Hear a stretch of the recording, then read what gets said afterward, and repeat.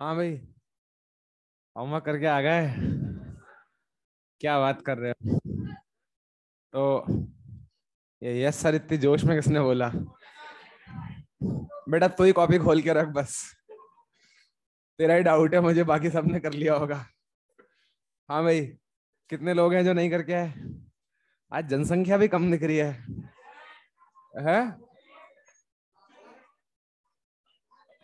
Homework के मारे भाग गए क्या?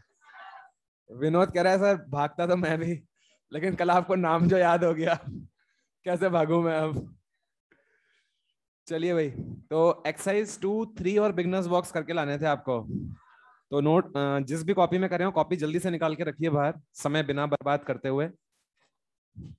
Exercise 2, 3 and beginners box.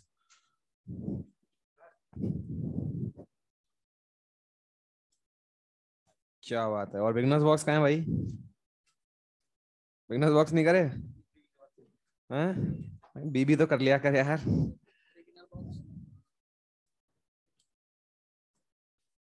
अरे तो ये तो कॉपी देख के लग रहा है करके आया होगा तू यार। हाँ भाई, कर लिए? क्या बात है, वेरी गुड। अच्छा, पहले से ही कर लिया था तूने? अच्छा, तो वो जो करे थे वो क्या समोसा खाते खाते कागज पे करे थे? हाँ, रैंडम किए थे। अच्छा, यहाँ पे? हाँ भाई। सर इसने बढ़िया बहाना दे दिया मुझे।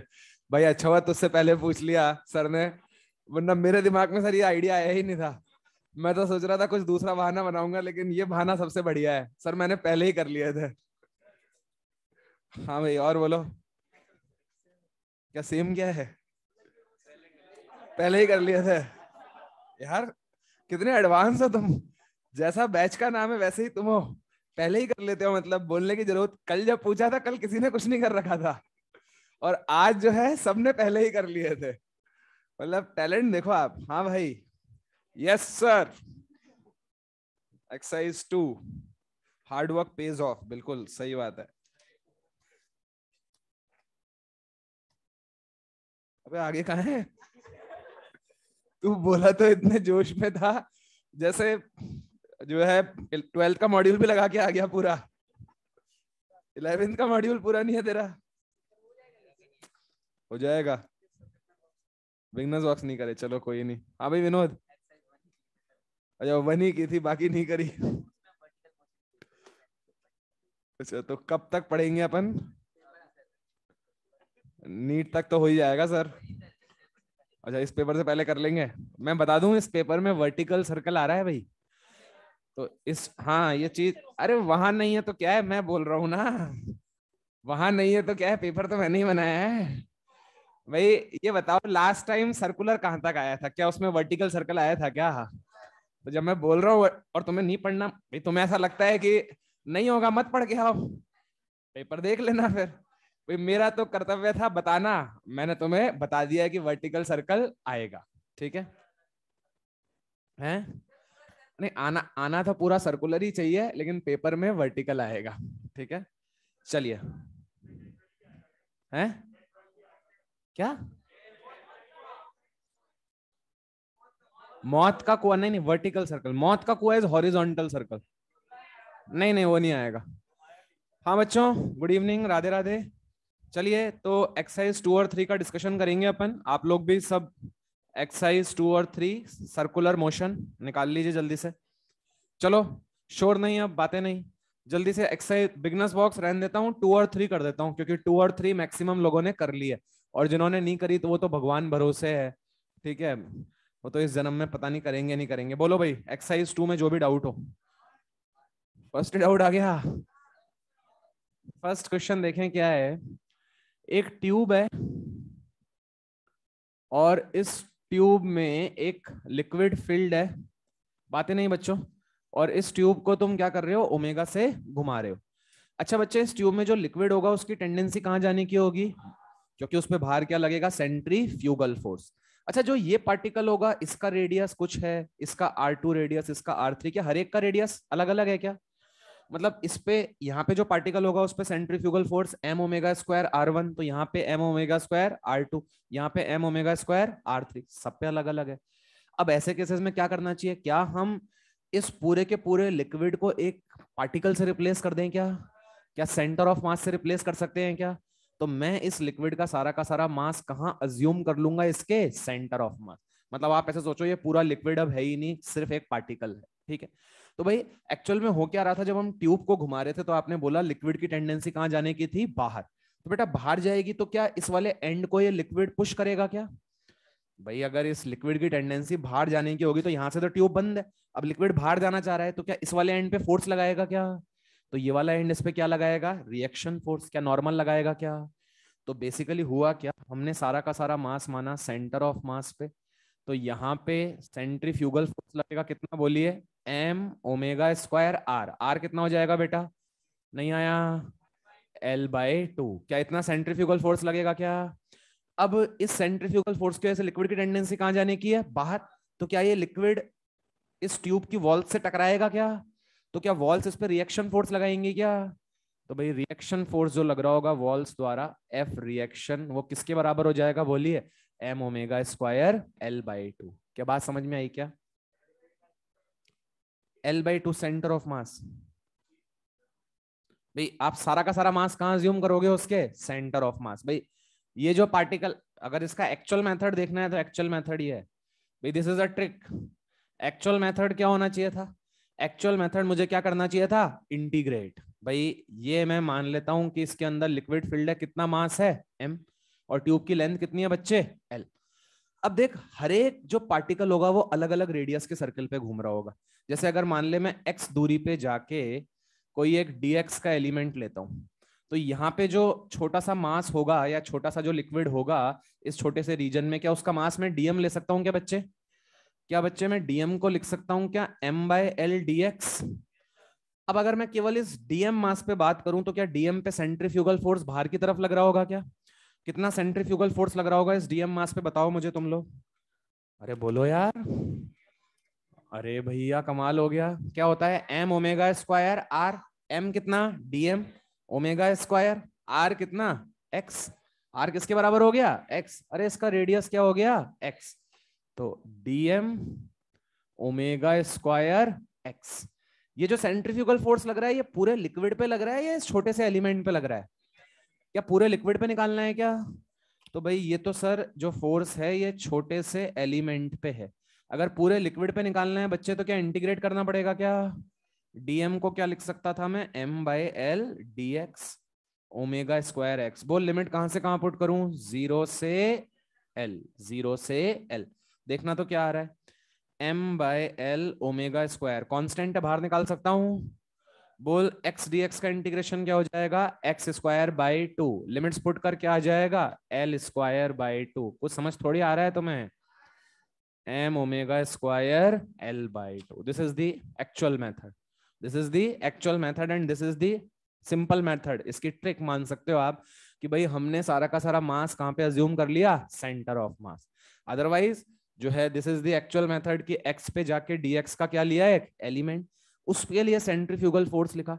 अब ऐसे जितने भी छोटे छोटे एलिमेंट्स थे सब पे सेंट्रीफ्यूगल फोर्स लगेगा, तो उससे नेट सेंट्रीफ्यूगल फोर्स पता लग गया कि बाहर की तरफ नेट फोर्स इतना लग रहा है, तो उसको कौन बैलेंस करेगा, ट्यूब के अदर एंड द्वारा लगाया गया फोर्स। क्या बात समझ में आई? और बोलिए, एक्सरसाइज 1 में, एक्सरसाइज 2 में और जो भी डाउट हो। नाइन्थ, नाइन्थ और टेंथ। नाइन्थ क्वेश्चन क्या है, अरे नाइन्थ तो फर्जी क्वेश्चन है। नाइन्थ क्वेश्चन कुछ भी नहीं है, नाइन्थ क्वेश्चन तो मैं वेक्टर्स के काइनेमेटिक्स के टाइम से पढ़ाता हुआ आ रहा हूँ। 4sin2πt plus 4cos2πt position vector है, 4sin2πt प्लस 4cos2πt। अरे यही है क्या? अब बच्चे देख, पहले तो देखते ही इसको तेरे दिमाग में थॉट आना चाहिए कि ये इस पार्टिकल का जो पाथ होगा ना वो सर्कल होगा। अब इक्वेशन ऑफ ट्रेजेक्टरी कैसे निकालते थे, देखो इक्वेशन ऑफ ट्रेजेक्टरी जानते हो, कभी सुना है नाम? क्या पाथ की इक्वेशन होती है क्या? क्या एक्स और वाई में रिलेशन होता है क्या? तो ध्यान से देख, आर वेक्टर क्या होता था, एक्स आई कैप प्लस वाई जे कैप। मतलब ये जो टर्म लिखी हुई है क्या ये एक्स है क्या, और ये जो टर्म लिखी हुई है क्या ये इसका वाई कोऑर्डिनेट बता रहा है क्या? अरे भाई ये पोजीशन वेक्टर का आई कैप क्या बताएगा, एक्स कंपोनेंट। और जो जे कैप होगा वो क्या बताएगा, वाई कॉम्पोनेंट। मतलब एक्स कितना हो गया बच्चे, बता मुझे, 4 साइन 2 पाई टी, और वाई कितना हो गया बेटा, 4 कॉस 2 पाई टी। अब देख, मुझे किसको एलिमिनेट करना है, टी को। मैं एक्स और वाई में रिलेशन चाहता हूँ, ये सब प्रोजेक्टाइल में बताया था तुम्हें, इक्वेशन ऑफ ट्रेजेक्टरी निकालना सिखाया था, एक्स और टी में रिलेशन लिखा था, फिर वाई और टी में रिलेशन लिखा था, फिर टी को एलिमिनेट कर दिया था। सर आपने जो बोला सही तो है, हमें याद कुछ नहीं आया। अरे कुछ याद आया? अब अगर मुझे टी को एलिमिनेट करना है तो क्या स्क्वायर करके ऐड कर दूं क्या? तो बोलो क्या बन जाएगा, X square plus Y square बराबर क्या हो जाएगा, स्क्वायर करके ऐड करना है, क्या आ जाएगा, 16 sine square 2 pi T plus 16 cos square 2 pi T. 16 common ले सकता है, sine square 2 pi T plus cos square 2 pi T, तो क्या X square plus Y square 16 आ गया? क्या this is equation of the circle whose radius is 4, ऐसा पढ़ा होगा, X square plus Y square बराबर आर स्क्वायर। मतलब ये तो पता लग गया है पार्टिकल क्या कर रहा है भैया, सर्कुलर मोशन। वो तो गिवन ही था सर क्वेश्चन में, सर्कुलर चैप्टर है तो सर्कुलर ही करेगा, क्या तीर मार लिया हमने। अब आओ हम क्या निकालते हैं, इसकी वेलोसिटी। अगर वेलोसिटी का मैग्नीट्यूड सपोज कर कांस्टेंट आ गया, मतलब ये कौन सा सर्कुलर मोशन होगा, वेलोसिटी का मैग्नीट्यूड कांस्टेंट मतलब कौन सा होगा, यूनिफॉर्म। और अगर यूनिफॉर्म सर्कुलर मोशन होगा तो एक्सेलरेशन कौन सा होगा, एसी एटी या दोनों, सिर्फ क्या होगा, एसी। शाबाश, वेरी गुड। आ जाओ, वेलोसिटी निकाल सकते हैं क्या, पोजीशन वेक्टर को डिफरेंशिएट करेंगे तो क्या आएगी, वेलोसिटी। डिफरेंशिएशन आता है, नाम सुना है? तो velocity is D R by D T, rate of change of position. चलो डिफरेंशिएट करो, साइन का क्या हो जाएगा बेटा, कॉस, क्या फिर ब्रैकेट के अंदर जाते थे क्या, याद कर चेन रूल पढ़ाया था। तो साइन का तो क्या हो जाएगा, कॉस 2 पाई टी, और अब ब्रैकेट के अंदर जा 2 पाई टी का 2 पाई टी का 2 पाई, शाबाश। तो क्या बन गया देख, 8 pi cos 2 pi T I cap. देख मैंने सही लिखा है क्या? चल बेटा, कॉस का बोल क्या होता है, माइनस साइन। अच्छा, और ब्रैकेट के अंदर जाएगा तो 2 पाई टी का 2 पाई, तो minus 8 pi sine 2 pi T जे कैप। देखना भैया सही लिखा है क्या? अच्छा, क्या ये वेलोसिटी वेक्टर आ गया क्या? क्या तुम्हें मैग्नीट्यूड निकालना आता है? आओ चलो मैग्नीट्यूड निकालते हैं। मैग्नीट्यूड क्या होता था, याद है ना, under root of V X का स्क्वायर प्लस वी वाई का square. 64 pi square cos square 2 pi T, 64 pi square sine square 2 pi T. क्या 64 पाई स्क्वायर कॉमन ले लूं, cos square 2 pi T plus sine square 2 pi T 1, नहीं आ रहा। मतलब देखो, अगर मैं यहाँ पे 64 पाई स्क्वायर लिख दूं, क्या काम चल जाएगा क्या, पक्का? मतलब कितनी आ गई स्पीड बोलो, 8 पाई मीटर पर सेकेंड। देखना, तो स्पीड टाइम पे डिपेंड कर रही है, कांस्टेंट आ गई, स्पीड क्या आ गई, कांस्टेंट। मतलब आई एम 100% श्योर ये कौन सा सर्कुलर मोशन है, यूनिफॉर्म सर्कुलर मोशन। मतलब इसका एक्सेलरेशन क्या होगा, टुवर्ड्स दी सेंटर। क्या सेंट्रीपिटल एक्सेलरेशन होगा क्या? अब देखो मेरे हिसाब से शायद अब हो जाएगा। देखो आ जाओ, पहला ऑप्शन देखो, path of the particle is a circle of radius 4 metre. Agree करते हो भाई? Acceleration of the particle is along minus R vector. क्या ये स्टेटमेंट सही है क्या? Acceleration vector of particle is along minus R vector, ये बोलना सही है नहीं है भाई? क्योंकि हम जानते हैं क्या एक्सेलरेशन सेंट्रीपिटल होगा क्या, सेंट्रीपिटल क्या टुवर्ड्स द सेंटर होता है, क्या रेडियली इनवर्ड होता है, मतलब डेफिनेटली माइनस आर वेक्टर के अलोंग होगा। Magnitude of acceleration vector is V square by R. क्या ये भी सही है क्या? क्योंकि सिर्फ सेंट्रीपिटल एक्सेलरेशन होगा, मैग्नीट्यूड कितना हो जाएगा, वी स्क्वायर बाय आर, ये भी सही है। और क्या बोला जा रहा है, magnitude of velocity of the particle is 8 metre per second. Magnitude 8 metre per second है या 8 पाई मीटर पर सेकेंड है? तो फोर्थ ऑप्शन क्या हो जाएगा, इनकरेक्ट। आपको इनकरेक्ट ऑप्शन ढूंढना था। क्या बात समझ में आई क्या? तो ऐसे क्वेश्चंस को कैसे अटेम्प्ट कर रहे हैं बच्चों अपन, भाई सिंपल सा फंडा है। देखो, जब भी मुझे पोजीशन वेक्टर फलाना आई कैप प्लस ढिकाना जे कैप देंगे, मतलब जो फलाना है वो तो क्या है, एक्स, और जो ढिकाना है वो क्या है, वाई। अब हमें इनमें से टी को क्या एलिमिनेट करना है क्या?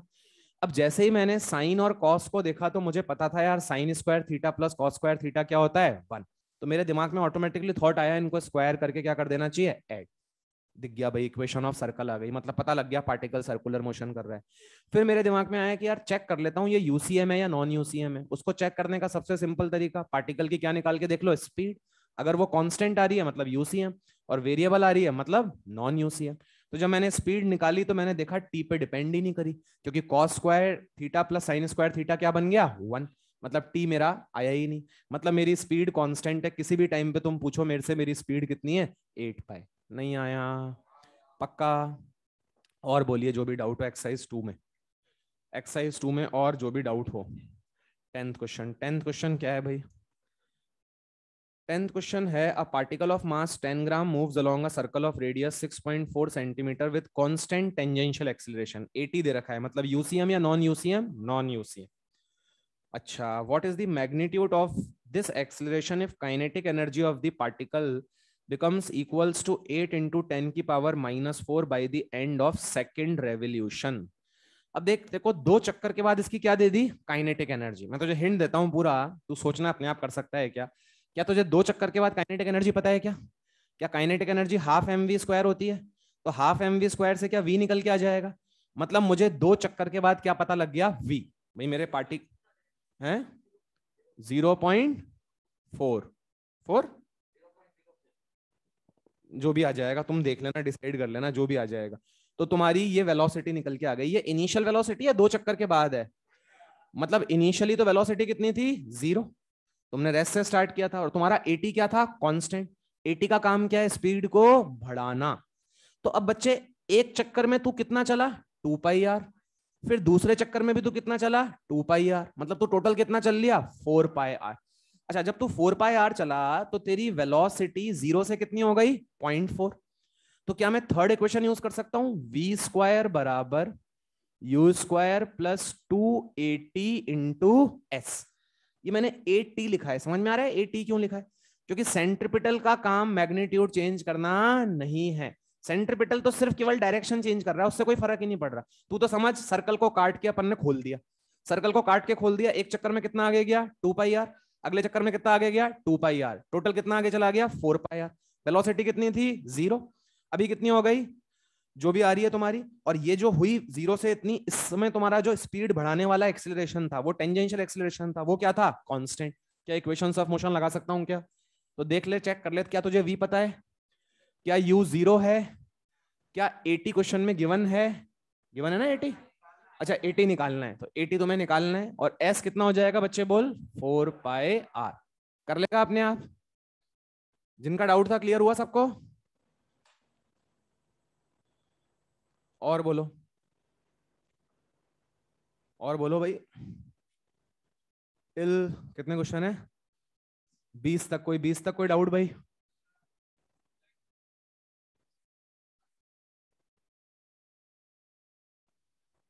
हाँ भाई, कौन सा क्वेश्चन नंबर 16, 15, 15 और 16 क्या है भाई?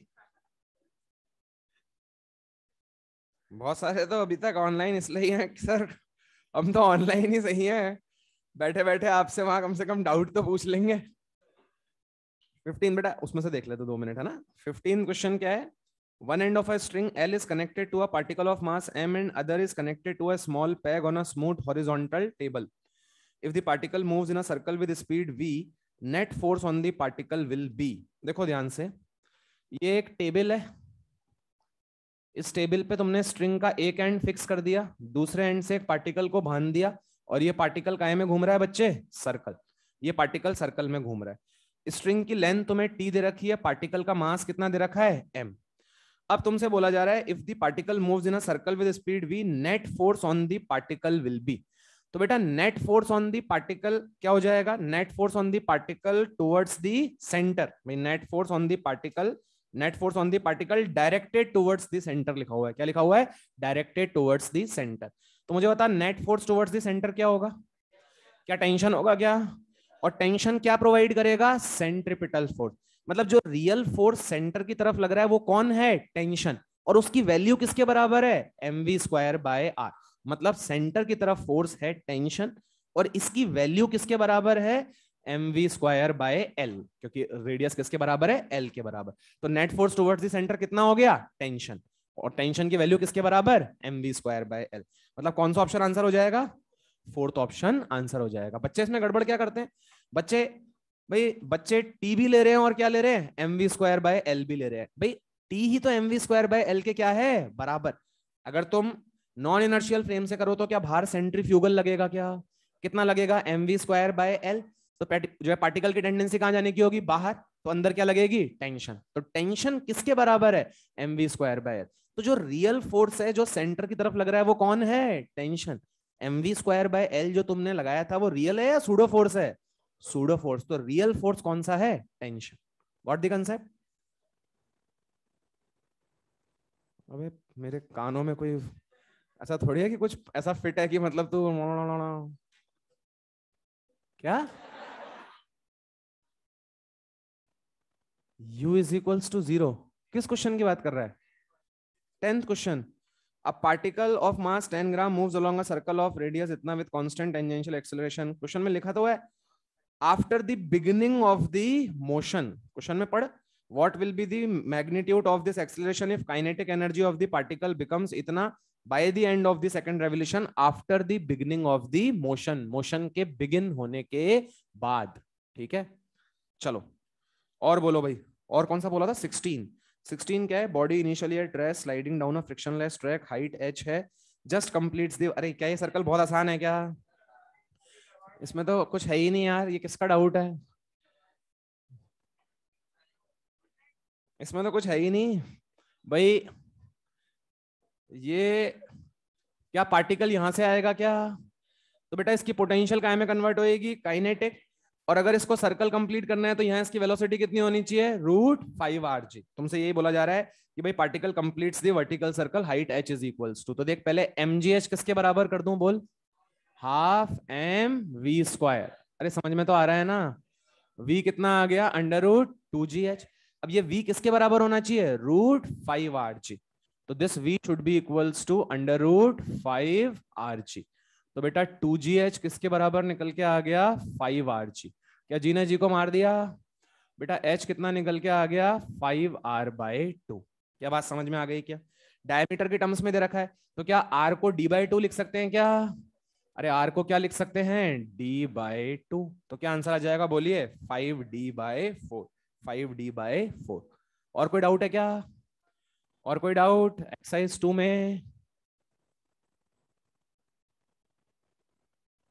चलिए और बोलिए एक्सरसाइज 3 में कोई डाउट, 3 इजी है इसकी, चलो बहुत अच्छी बात है। 3 में कोई डाउट है किसी को, है काम करना हाँ भाई 3 में कोई डाउट, एक्सरसाइज 3 में कोई doubt, right portion not visible.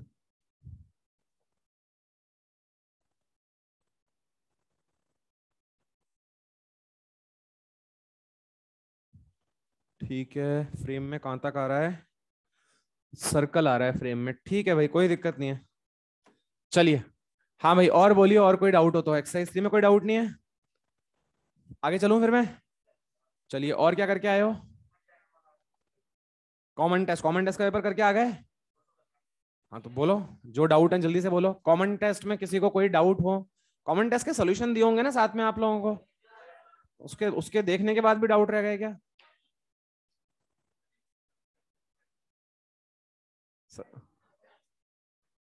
आज क्या बात है, अभी 2-3 दिन से तो बड़ा सीरियस सा बैठा था, आज लगता है तबीयत तबीयत सही हो गई, तबीयत खराब चल रही थी क्या बीच में, नहीं खराब थी, आज खराब है, क्या बात है भाई, तबीयत ही खराब है ना, दिमाग तो खराब नहीं है ना। मैं कॉमन टेस्ट डिस्कस कर रहा हूँ, किसमें डाउट है, 34 बहुत इजी है, 34 क्या है देख लेते हैं। What is the minimum value of force needed so that block begins to move upwards on the frictionless inclined plane। मैं कॉमन टेस्ट डिस्कस कर रहा हूं भाई,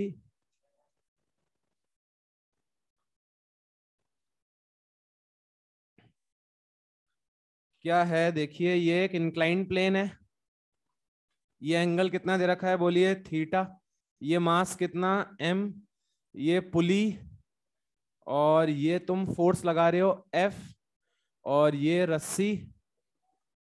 अब ये बताओ, रस्सी को अगर मैंने एफ से खींचा तो थ्रू आउट रस्सी में टेंशन कितनी डेवलप हो जाएगी? एफ। क्या पढ़ाया था तुम्हें? If the force is applied directly on the string then tension in the string is equals to the applied force. कभी पढ़ा है जीवन में ऐसा? तो बेटा अगर मैंने रस्सी को एफ से खींचा तो थ्रू आउट रस्सी में टेंशन कितनी डेवलप हो गई? बोल एफ। अब लॉजिकली सोच, नीचे क्या लग रहा होगा? mg sine theta. अच्छा, अब इस वाले f के क्या दो कंपोनेंट होंगे क्या बच्चे? एक तो क्या होगा? बोल f cos थीटा, और एक क्या होगा? f sign theta. क्या f साइन थीटा मेरे काम का है क्या? तो मेरे काम का क्या f plus f cos theta है क्या?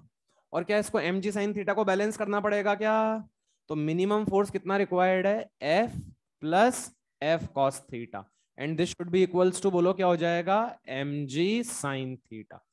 तो f1 plus cos theta is equals to mg sine theta. f कितना आ जाएगा बच्चे? mg sine theta upon 1 plus cos theta. है क्या कोई ऐसा ऑप्शन? कन्वर्ट कर लो। किस तरह के ऑप्शंस हैं देख लो।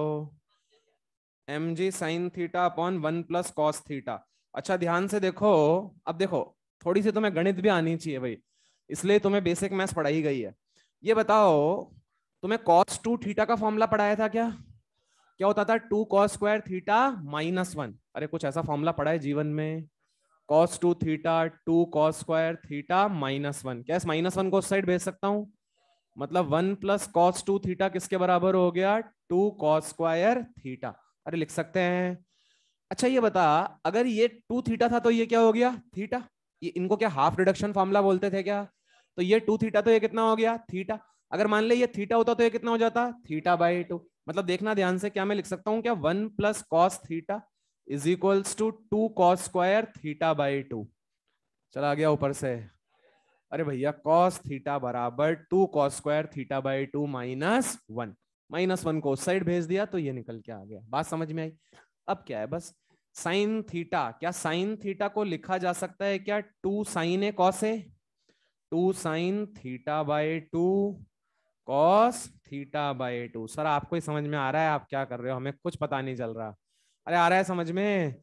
साइन 2a का फॉर्मूला पढ़ाया है, इसलिए फिजिक्स पूरी रिलेटेड होती है, इसलिए तुम्हें पहले बेसिक मैथ्स पढ़ाया जाता है। अब लेकिन पढ़ाने का मुझे लग नहीं रहा कोई फायदा हो रहा है तुम्हें। आधों को तो साइन 2a का फॉर्मूला पता ही नहीं होगा। पता है क्या होता है? हाँ, पता है तो बता तो सही, क्या होता है साइन 2a का फॉर्मूला? बाकी सब चुप हो जाओ। साइन 2a का फॉर्मूला,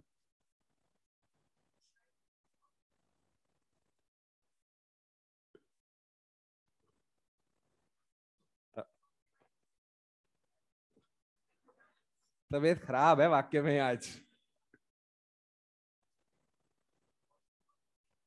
साइन 2a का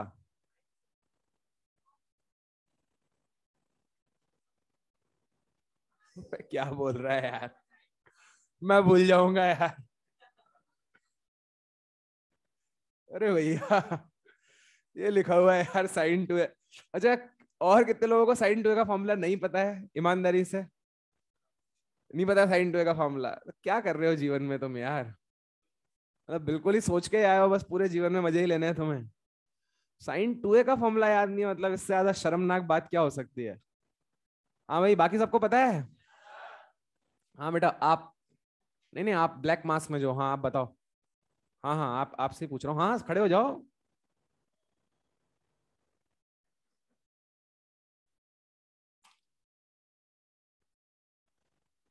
हाँ भाई। हाँ 2 साइन ए कॉस है। यार ये भी याद नहीं है क्या? मतलब कैसे बच्चे हो यार तुम लोग? मतलब साइन 2a का फॉर्मूला तो मतलब मेरे हिसाब से शायद 8वीं के बच्चे से पूछोगे वो भी बता देता होगा। नहीं नहीं बता पाता क्या? अच्छा 10th में पढ़ा था। 10वीं के बच्चों से, तुम तो 11वीं के बच्चे हो अब। 10वीं पास करी है ना तुमने? अच्छा तुमने तो पास भी कहाँ करी? तुम तो फ्री फोकट में पास हो गए। अबे तुम आधे से ज्यादा जो है निपट जाते, मैं सही बता रहा हूँ। तुम्हारी किस्मत बढ़िया थी, कम से कम 10वीं पास तो कहलाओगे तुम। साइन 2a का फॉर्मूला क्या होता है भाई? 2 साइन ए कॉस ए। चलो भाई, अब कल की क्लास में बेसिक मैथ्स के जितने भी फॉर्मूलेज हैं ठीक है, बेसिक मैथ्स में क्या क्या फॉर्मूले पढ़ाए थे सब पता होना चाहिए। Sine A plus B cos A plus B, sine A minus B cos A minus B, sine 2a cos 2a, जो जो मैंने पढ़ाया था जितने भी थी सब चीजें आपको पता होनी चाहिए। मैं किसी से भी पूछ लूंगा है। डिफरेंशिएशन नहीं, कल सिर्फ ट्रिग्नोमेट्री। अबे एक तो कर लो तुम, यही कर लो तो ही मतलब मानो। बैठ जाओ भाई। तो देखो ध्यान से, साइन 2a को क्या लिख दिया, 2 साइन ए कॉस ए, और बेटा 1 प्लस कॉस थीटा को क्या लिख दिया, 2 कॉस स्क्वायर थीटा बाई 2। अरे कुछ समझ में आ रहा है भाई? अब ध्यान से देख, क्या 2 ने 2 को मारा, क्या एक कॉस थीटा बाई 2 ने एक कॉस थीटा बाई 2 को मारा, मतलब आंसर क्या आ गया, mg tan थीटा बाई 2। अब कोई ऐसा ऑप्शन है क्या? बस यही क्या हो जाएगा आंसर। क्या समझ में आया क्या? तो देखो आंसर ये था। अब तुम्हें दिमाग लगाना पड़ेगा कि इसको कन्वर्ट करना आना चाहिए तुम्हें भाई। तो बहुत सारे बच्चों का आंसर आने के बाद भी नहीं आया होगा, और बहुत सारे बच्चों ने एक बहुत ही घटिया मिस्टेक करी होगी। क्या? तुम्हें मैंने चीख चीख के पढ़ाया था कि अगर रस्सी पे डायरेक्टली फोर्स क्या लगाते हैं, एफ, तो स्ट्रिंग में टेंशन कितनी डेवलप हो जाती है, एफ। अब बच्चे महान होते हैं, पहले कंपोनेंट कर लेते हैं, बोलते हैं ये एफ कॉस थीटा, सर इस रस्सी में भी टेंशन कितनी हो जाएगी, F cos theta, 2f cos theta लिख देते हैं। सही है गलत है? गलत। भाई रस्सी को तुमने अगर एफ से खींचा तो इस रस्सी में थ्रू आउट टेंशन कितनी डेवलप हो गई, एफ। अब इस वाले एफ का एक कंपोनेंट आ गया एफ कॉस थीटा, ये एफ था ही, तो नेट फोर्स हो गया F plus F cos theta. Got the concept? और कोई डाउट बेटा कॉमन टेस्ट में? और कोई डाउट किसी को? 46 एक 26। हाँ भाई, और किसी क्वेश्चन में डाउट है क्या? 22 एंड 46। 22 क्वेश्चन क्या है भाई? 22 क्वेश्चन बोला जा रहा है, in one dimensional motion instantaneous speed lies between 0 to v2 v0। मतलब जो तुम्हारी किसी भी इंस्टेंट पे स्पीड है ना, वो 0 से तो ग्रेटर देन इक्वल्स टू है, और v0 से लेस देन इक्वल्स टू है। ठीक है, तो displacement in time t must always take non negative values. नहीं भाई, ये जो है ये वेलोसिटी है या स्पीड है? स्पीड। मेरी स्पीड 0 से v0 के बीच में लाया करती है। क्या मैं मान ले v0 बाई 2 से चल रहा हूँ, 0 से v0 है ना, तो मान ले मैं v0 बाई 2 से चल रहा हूँ। अगर मैं v0 बाई 2 से आगे जाऊंगा तो मेरा डिस्प्लेसमेंट क्या होगा, पॉजिटिव। अगर मैं v0 बाई 2 से पीछे जाऊंगा मेरा डिस्प्लेसमेंट क्या होगा, नेगेटिव। अभी भी क्या मेरी स्पीड पॉजिटिव ही है क्या? भाई स्पीड तो कभी नेगेटिव होती ही नहीं। तो भाई ये बोल रहा है displacement in time T must always take non negative values. बोल रहा है कि हमेशा डिस्प्लेसमेंट पॉजिटिव ही होगा। कैसा जरूरी है क्या? नहीं, मैं पीछे भी जा सकता हूं, क्योंकि उसने अगर यही उसने वेलोसिटी बोल दी होती 0 से v0, मतलब वेलोसिटी मतलब मैग्नीट्यूड प्लस डायरेक्शन, मतलब क्या मेरी वेलोसिटी पॉजिटिव हो जाती क्या? तो मैं हमेशा कहां जाता, आगे। ये वेलोस पहले जो डिसाइड करो, ये वेलोसिटी है या स्पीड है? स्पीड। This is speed. तो मैं आगे भी जा सकता हूं और पीछे। अब क्या बोला जा रहा है, displacement x in time t satisfies minus v0 t से greater than and less than equals to v0 t। ठीक बात है भाई। लॉजिकली सोचो तुम्हारा x डायरेक्शन में t टाइम में मैक्सिमम से मैक्सिमम कितना डिस्प्लेसमेंट हो सकता है? लॉजिकली सोच, कितना हो सकता है, v0 t। भाई मैक्सिमम से मैक्सिमम तुम्हारा डिस्प्लेसमेंट कितना हो सकता है, v0 t, क्योंकि तेरी स्पीड मैक्सिमम कितनी हो सकती है, v0। मान ले तू मैक्सिमम v0 से चल रहा है, तो बोल मैं कितना आगे चला जाऊंगा, v0 t। अच्छा मान ले मैं v0 से पीछे जा रहा होता, तो मैक्सिमम कितना पीछे जा सकता था, माइनस v0 t। मतलब क्या ये श्योर है कि जो मेरा x होगा वो माइनस v0 t से तो ज्यादा होगा, और प्लस v0 t से क्या होगा, कम। अरे नहीं आया क्या? 100% माइनस v0 t से तो क्या होगा, ज्यादा।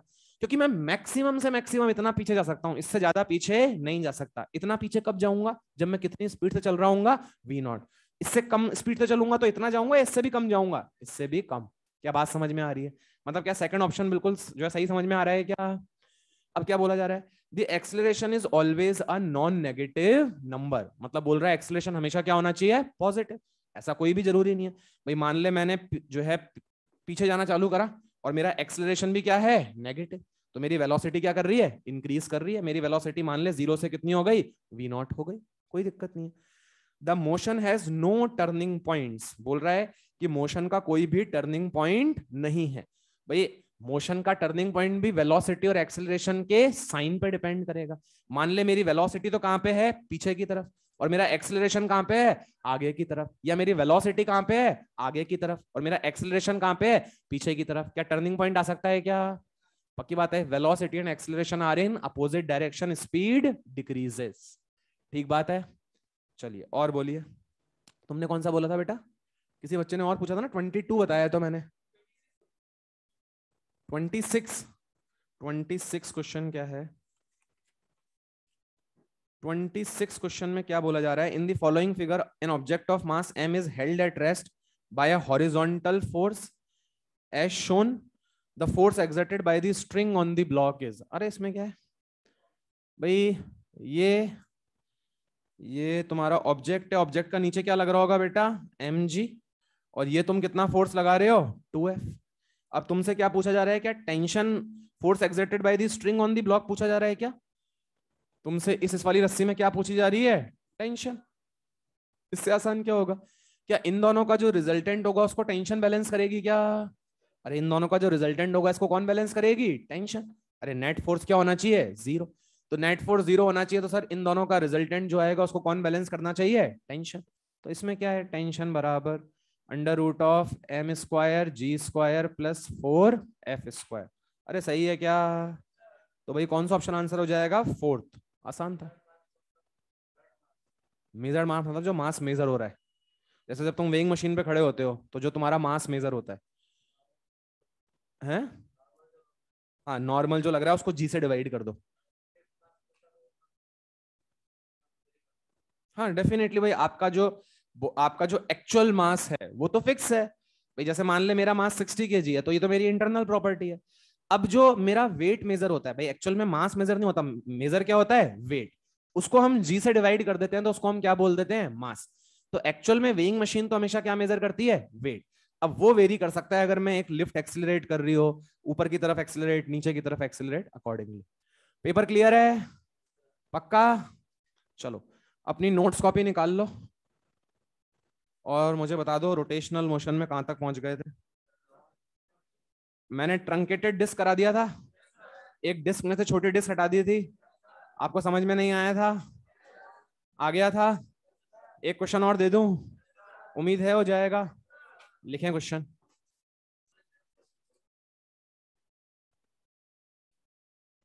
वन सेकेंड तो हो गया है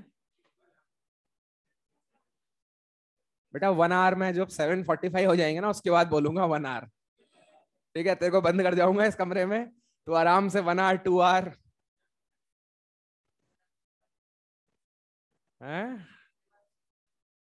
बिल्कुल। लिखो। A smaller disk of radius r by 3, a smaller disk of radius r by 3, a smaller disk of radius r by 3 is removed from a bigger disk. A smaller disk of radius r by 3 is removed from a bigger disk of mass 9m. Bigger disk का mass m नहीं है, कितना है भाई? 9m.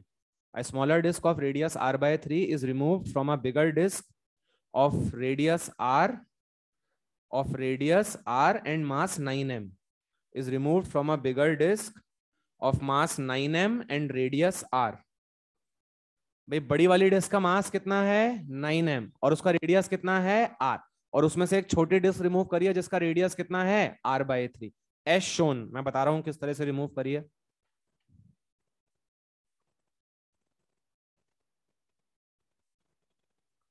तो देखो आप, इस तरह से डिस्क थी और इसमें से हमने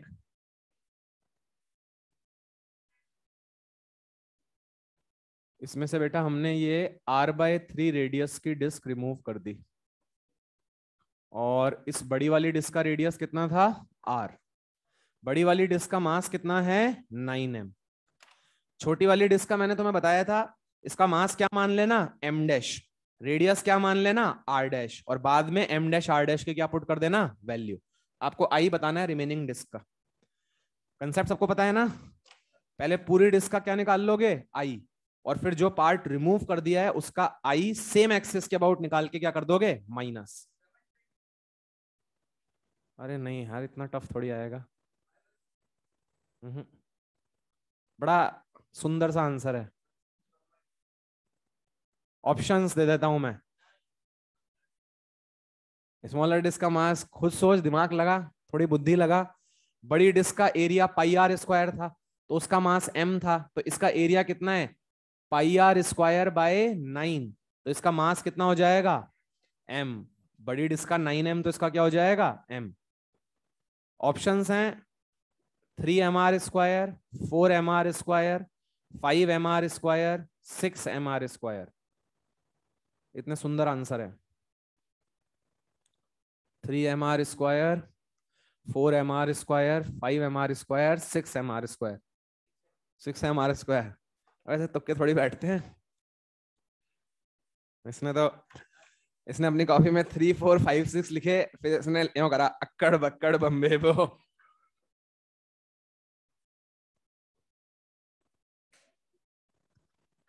हाँ भाई, विनोद।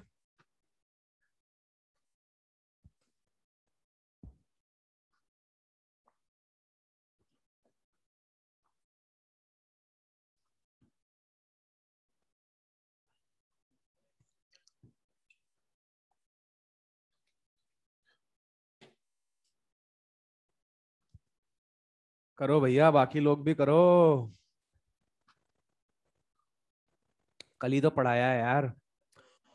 पहले पूरी डिस्क का निकालो, फिर जो डिस्क रिमूव करी है उसका निकालो। जो डिस्क रिमूव करी है उसका निकालने के लिए तुम्हें पैरेलल एक्सिस थ्योरम यूज करना पड़ेगा। माइनस कर दो। सेम क्वेश्चन भी नहीं कर पाओगे तो कैसे काम चलेगा भाई? 4 mr square is the correct answer.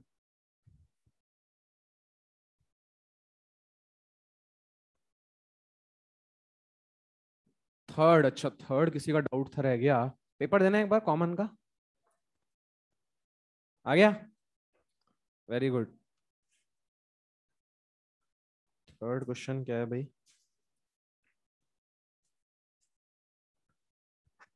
बेटा, जिन बच्चों का कॉमन टेस्ट में थर्ड क्वेश्चन डाउट था, देख लीजिए। थर्ड क्वेश्चन क्या है? एक मास है 4 kg का, m2 है 2 kg का, और आप फोर्स और लगा रहे हो साथ में, कितने का? 10 न्यूटन का। Breaking strength of the string connected to the mass is 25। आपको बताना है the system is set into motion. आपको बताना है स्ट्रिंग ब्रेक करेगी, क्या एक्सिलरेशन होंगे। तो बच्चे तुम क्या निकाल लो? एक्सिलरेशन निकाल लो और फिर टेंशन निकाल लो। तो जिसका थर्ड डाउट है, देखिए, ये पुली, ये मास कितना है बच्चे? m1 कितना है? 4। और m2 कितना है? 2। अच्छा, तुमने m1 पे एक और फोर्स लगा रखा है 10 न्यूटन का। तो 10 न्यूटन, तो ये प्लस साथ में 40 न्यूटन और लगेगा इसका mg। और इसका क्या लग रहा होगा? 20 न्यूटन। तो एक्सेलरेशन क्या हो जाएगा? Net driving force upon total mass. तो 50 minus 20 that is 30 by 6 that is 5 metre per second square. मतलब ये तो जा रहा होगा 5 से नीचे, और ये जा रहा होगा बेटा 5 से ऊपर। ये बन गई आपकी सिचुएशन।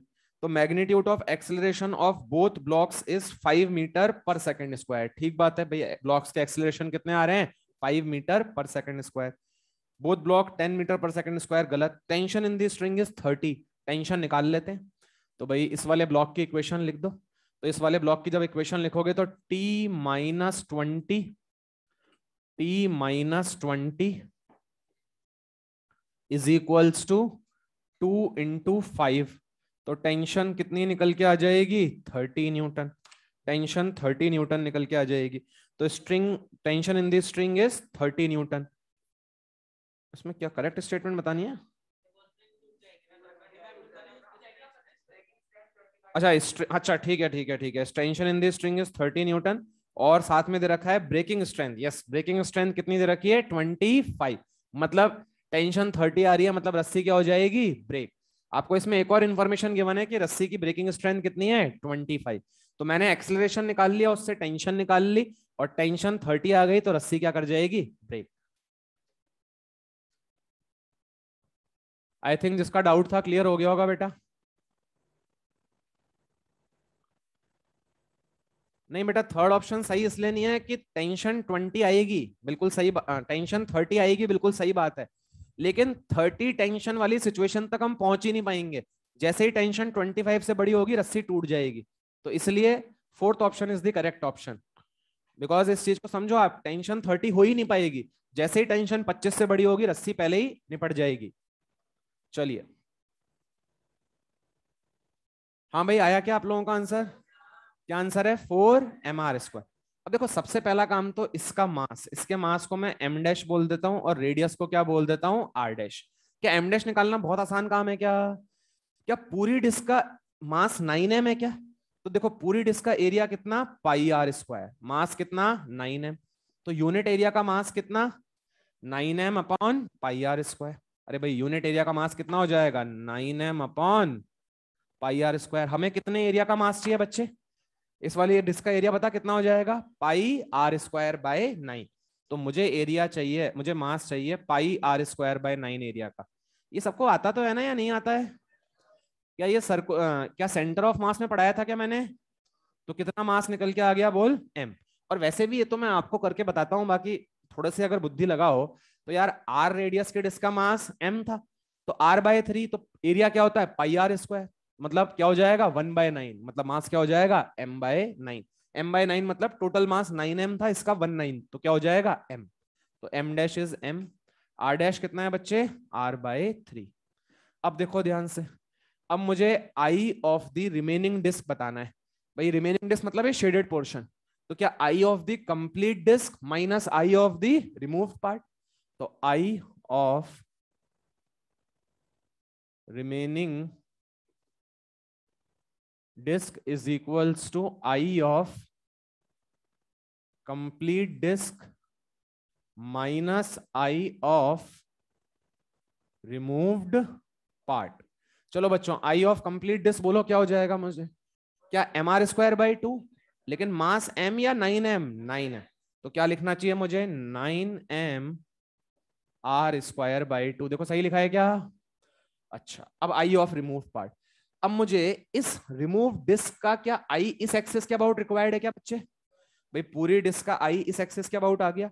अब इसी एक्सिस के अबाउट जो रिमूव डिस्क है उसका भी आई निकाल लेता हूं, माइनस कर दूंगा। क्या बची हुई डिस्क का आई इसी एक्सिस के अबाउट आ जाएगा क्या? अब मुझे इस एक्सिस के अबाउट इस डिस्क का आई चाहिए बच्चे। तो इस डिस्क का आई कैसे निकालेंगे? क्या इस एक्सिस के पैरेलल एक्सिस ले लूं जो इस डिस्क के कहां से पास कर रही होगी? Centre of mass. तो बेटा, सेंटर ऑफ मास से जो पास कर रही होगी इसके अबाउट कितना हो जाएगा? बोलो, mr²/2। लेकिन m कितना है? m dash. r कितना है? r dash. मतलब m dash r dash square ICM plus m d²।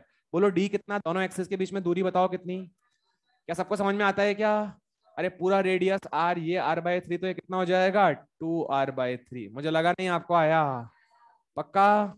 तो ICM plus m d²। ICM कितना बच्चे? बोल, ICM कितना? बोल, m डैश।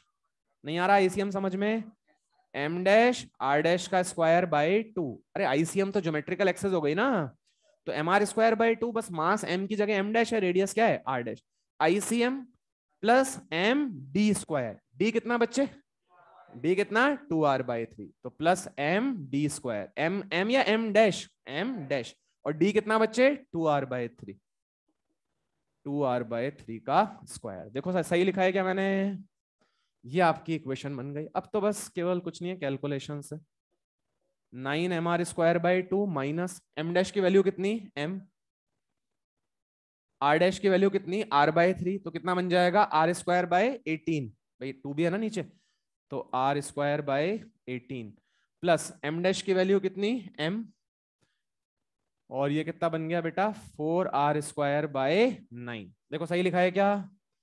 कितना आ गया? 9mr²/2 माइनस कितना बन गया? क्या 18 एलसीएम ले लूं क्या? कितना बन गया? mr² plus 2, 2 into 4 8। क्या 9mr² बन गया क्या? अरे तुम्हें भी आ रहा है समझ में? कैलकुलेशन से और कुछ नहीं है। क्या 18 एलसीएम ले लूं क्या?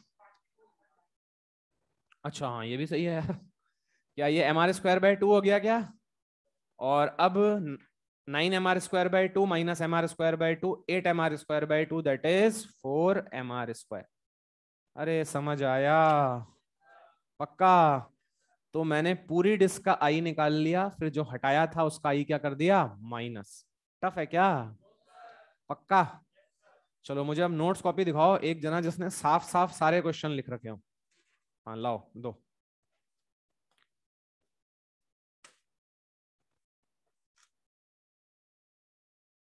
ठीक है, सब करा दिया तुम्हें मैंने, है ना?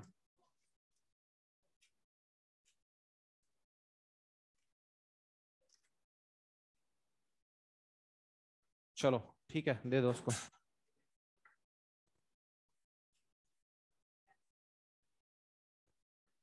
एनुलर का तो फॉर्मूला ही है, एनुलर में क्या करोगे? एनुलर तो अपने आप में ही एक क्वेश्चन ही है। अब देखो ध्यान से, अब ध्यान से देखो, सपोज करो एक आइसोसेलेस ट्राइंगुलर प्लेट है हमारे पास, एक आइसोसेलेस ट्राइंगुलर प्लेट है। आइसोसेलेस ट्राइंगुलर प्लेट मतलब ये साइड ए है तो ये भी कितनी है, ए। और isosceles right angle triangular plate है, तो ये एक प्लेट हो गई। मुझे बेटा इस एक्सिस के अबाउट इस प्लेट का क्या रिक्वायर्ड है, बोलिए? Moment of inertia, I required है। अब इस एक्सिस के अबाउट आई निकालना है। क्या डायरेक्टली कोई फॉर्मूला पढ़ा है क्या, ऐसा हमने पढ़ा है क्या? M M M H square by 6। क्या हाइट पता है क्या तुम्हें? हाइट पता है क्या तुम्हें? भाई ये बेस हो गया ना। तुम्हें ट्राइंग बिल्कुल सही सोच रहे हो तुम्हें मैंने एम एच स्क्वायर बाय 6 बताया था क्या? M H square by 6 formula बताया था, लेकिन वो किसके अबाउट था, बेस के अबाउट। तो क्या इसको बेस मान रहे हो तुम लोग? तो बेटा क्या ये हाइट हो जाएगी क्या? क्या ये हाइट हो जाएगी क्या? अगर ये आ जाए, इसका मास m गिवन है तुम्हें, प्लेट का मास। अगर ये हाइट आ जाए तो क्या अपना काम हो जाएगा क्या? क्या हाइट होगी बताओ? a/√2। कैसे हुई a/√2?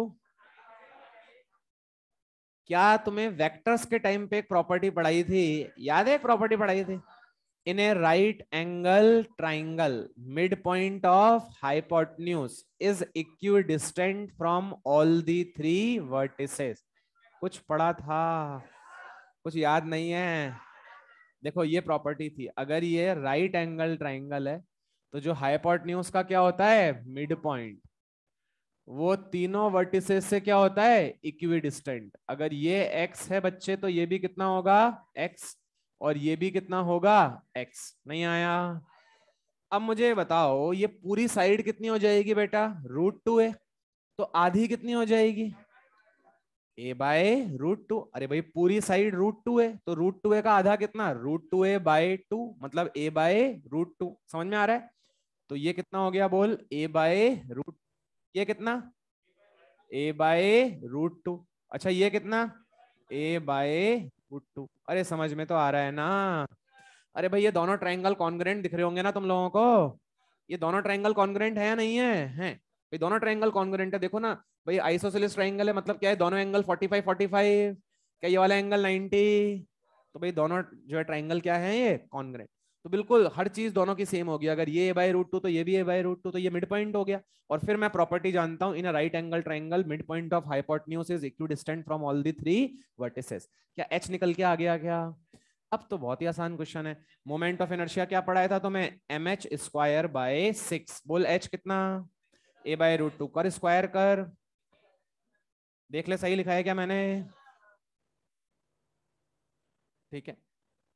अब देखो this is first approach, very good approach. ये आप इसलिए कर पाए क्योंकि आपको ट्राइंगुलर प्लेट का अबाउट इट्स बेस फॉर्मूला मैंने लिखाया था। अब ध्यान से देखो, इसको एक और तरीके से भी कर सकते हैं, इसको एक और तरीके से भी कर सकते हैं। सेकंड अप्रोच देखो इसकी ध्यान से। बेटा तुझे ये ट्राइंगुलर प्लेट दे रखी है, ठीक बात है बिल्कुल। और तुझे इस एक्सिस के अबाउट मोमेंट ऑफ इनर्शिया चाहिए, और इस ट्राइंगुलर प्लेट का मास कितना है बेटा, m। और इसका मोमेंट ऑफ इनर्शिया कितना है, I। और I मुझे निकालना है। अब मैं तुमसे क्या कह रहा हूं, बिल्कुल ऐसी आइडेंटिकल एक और ट्राइंगुलर प्लेट क्या मैं यहां पे रख सकता हूं क्या? थोड़ी देर के लिए रख के देख लेते हैं।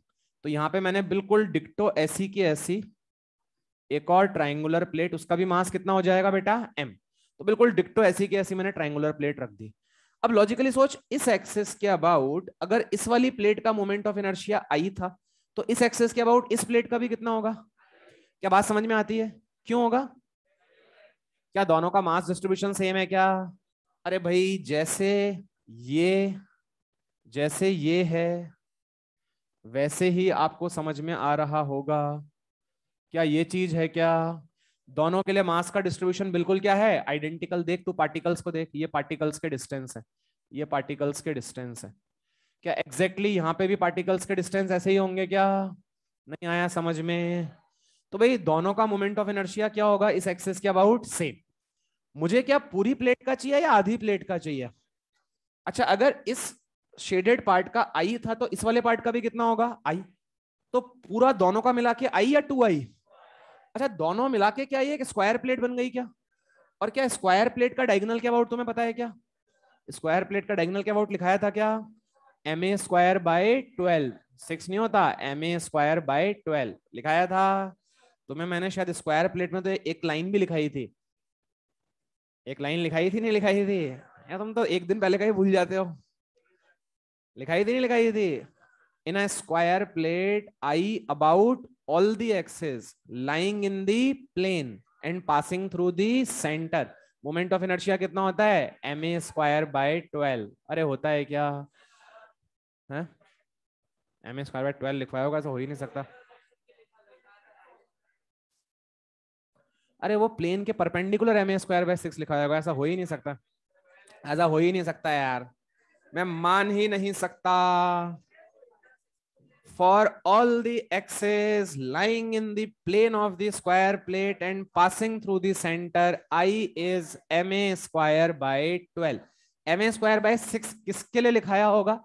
ये square plate, axis passing through centre and perpendicular to the plane. तो ये एक्सेस क्या प्लेन के परपेंडिकुलर है या प्लेन में है? प्लेन में है। ठीक है, मुझे डरा रहा है यार। मैंने कहा ऐसे कैसे हो सकता है भाई? है चलिए, समझ में तो आ गया ना सबको? हाँ, अब देखो अपन कहाँ थे यहाँ। तो भाई इस प्लेट का मुझे, शेडेड पार्ट का मुझे मोमेंट ऑफ इनर्शिया चाहिए था। तो मैंने कहा यार इसका आई तो इसका भी क्या होगा? आई। अब सर दूसरी प्लेट लगाने से आपको फायदा क्या हुआ? भाई फायदा ये हुआ क्या उससे पूरी एक स्क्वायर प्लेट बन गई क्या? और क्या पूरी स्क्वायर प्लेट का मुझे डायगोनल के अबाउट पता है क्या? क्या होता है मोमेंट ऑफ इनर्शिया? ma²/12। लेकिन आपके स्क्वायर का मास m है या 2m है? आपके स्क्वायर का मास ध्यान रखना कितना है? 2 है। तो बेटा मैं बोल रहा हूं कि इस वाली प्लेट का आई तो इसका भी कितना होगा? आई। तो दोनों का मिला के क्या 2i हो गया क्या? और ये 2i क्या moment of inertia of the square plate बन गया? भाई इसका आई तो दोनों का मिला के क्या बन गई? एक स्क्वायर प्लेट। तो 2i किसके बराबर हो जाएगा बोल? Moment of inertia of square plate क्या होता है? ma²/12। m कितना? 2m। a², भाई साइड कितनी गिवन थी तुम्हें? a²/12। नहीं आया क्या? अच्छा, ये 2m a²/12 इस पार्ट का आया है, इस पार्ट का आया है, दोनों का मिला के आया है। अच्छा, क्या इस एक्सेस के अबाउट दोनों का सेम है क्या? इसका आई तो इसका भी क्या है? आई। तो दोनों का मिला के इतना, तो एक का चाहिए तो क्या /2 कर दूं क्या? वैसे भी ये तो क्या है? 2i। आई कितना हो जाएगा बोल? ma²/12 ऊपर से चला गया। पक्का इस तरह से कर सकते हैं। ईमानदारी से बोलो, समझ में तो आया ना? This is second approach.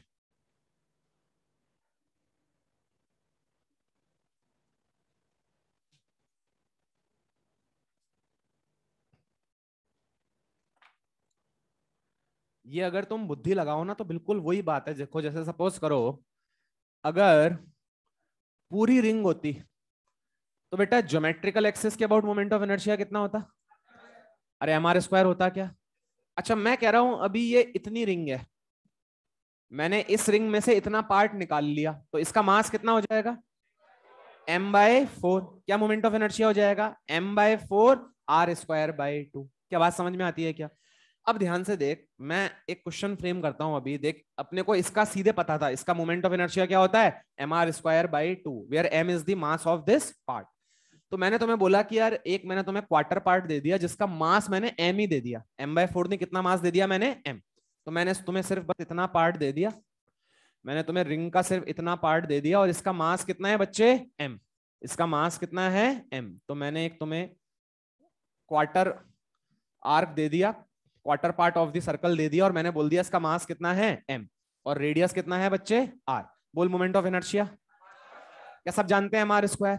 अब आओ इसको मैं एक और तरीके से आपको प्रूव करके बताता हूं। हम आंसर जानते हैं इसका कितना आना चाहिए mr स्क्वायर। आई नो इस एक्सिस के अबाउट इसका आई कितना निकल के आएगा mr स्क्वायर। अब इसकी ऑल्टरनेट अप्रोच देखो, ध्यान से देख, क्या मैं ऐसी की ऐसी एक क्वार्टर प्लेट यहां अरेंज कर सकता हूं क्या? तो मैंने एक m मास की क्वार्टर प्लेट यहां पे क्या कर दी अरेंज। अच्छा, मैंने एक और m मास की क्वार्टर प्लेट यहां पे भी क्या कर दी अरेंज। मैंने यहां पे भी एक और m मास की क्वार्टर प्लेट क्या कर दी अरेंज। अब मुझे पहले लॉजिकली सोच के बता, इस एक्सिस के अबाउट जितना इस क्वार्टर का है क्या उतना इसका भी है क्या? क्या उतना इसका ही है क्या? क्या उतना इसका ही है क्या? क्या चारों का मास डिस्ट्रीब्यूशन सेम है क्या? मतलब अगर इस एक्सिस के अबाउट इस ब्लैक वाली का आई था तो इसका भी कितना होगा आई, इसका भी कितना होगा आई, इसका भी कितना होगा आई। तो चारों का मिला के कितना हो गया 4i। चारों का मिला के कितना हो गया 4i। चारों का मिलाने पे क्या रिंग बन गई क्या? मतलब रिंग का कितना हो गया 4i। रिंग का कितना हो गया 4i। और रिंग का कितना होता है बोल? क्या mr स्क्वायर होता है, लेकिन मास m या 4m? मास कितना 4m। क्या बन गया बोल 4m r स्क्वायर। क्या 4 ने 4 को मारा, आई कितना निकल के आ गया mr स्क्वायर। क्या तुमने पहले ही आई mr स्क्वायर बोला था? हमें तो डायरेक्टली पता है, लेकिन हमने क्या कर दिया वेरीफाई। सबको समझ में आया? ऐसा मैं क्यों कर पा रहा हूँ ये जो है, आपको ये बात समझ में आ रही है? क्योंकि मास का डिस्ट्रीब्यूशन क्या है सिमेट्रिक। अगर सेम नहीं होता तो फिर मैं नहीं कर पाता। अभी तो फायदा क्या हुआ, तूने इसको आई बोला तो इसको भी क्या बोल दिया आई। क्यों क्यों बोल पा रहा है, समझ में आ रहा है ना? क्योंकि इस एक्सेस के अबाउट जैसा इसका डिस्ट्रीब्यूशन क्या वैसा ही इसका डिस्ट्रीब्यूशन, क्या वैसा ही इसका। नहीं आया पक्का? चलिए, लेकिन next heading radius of gyration. Radius of gyration,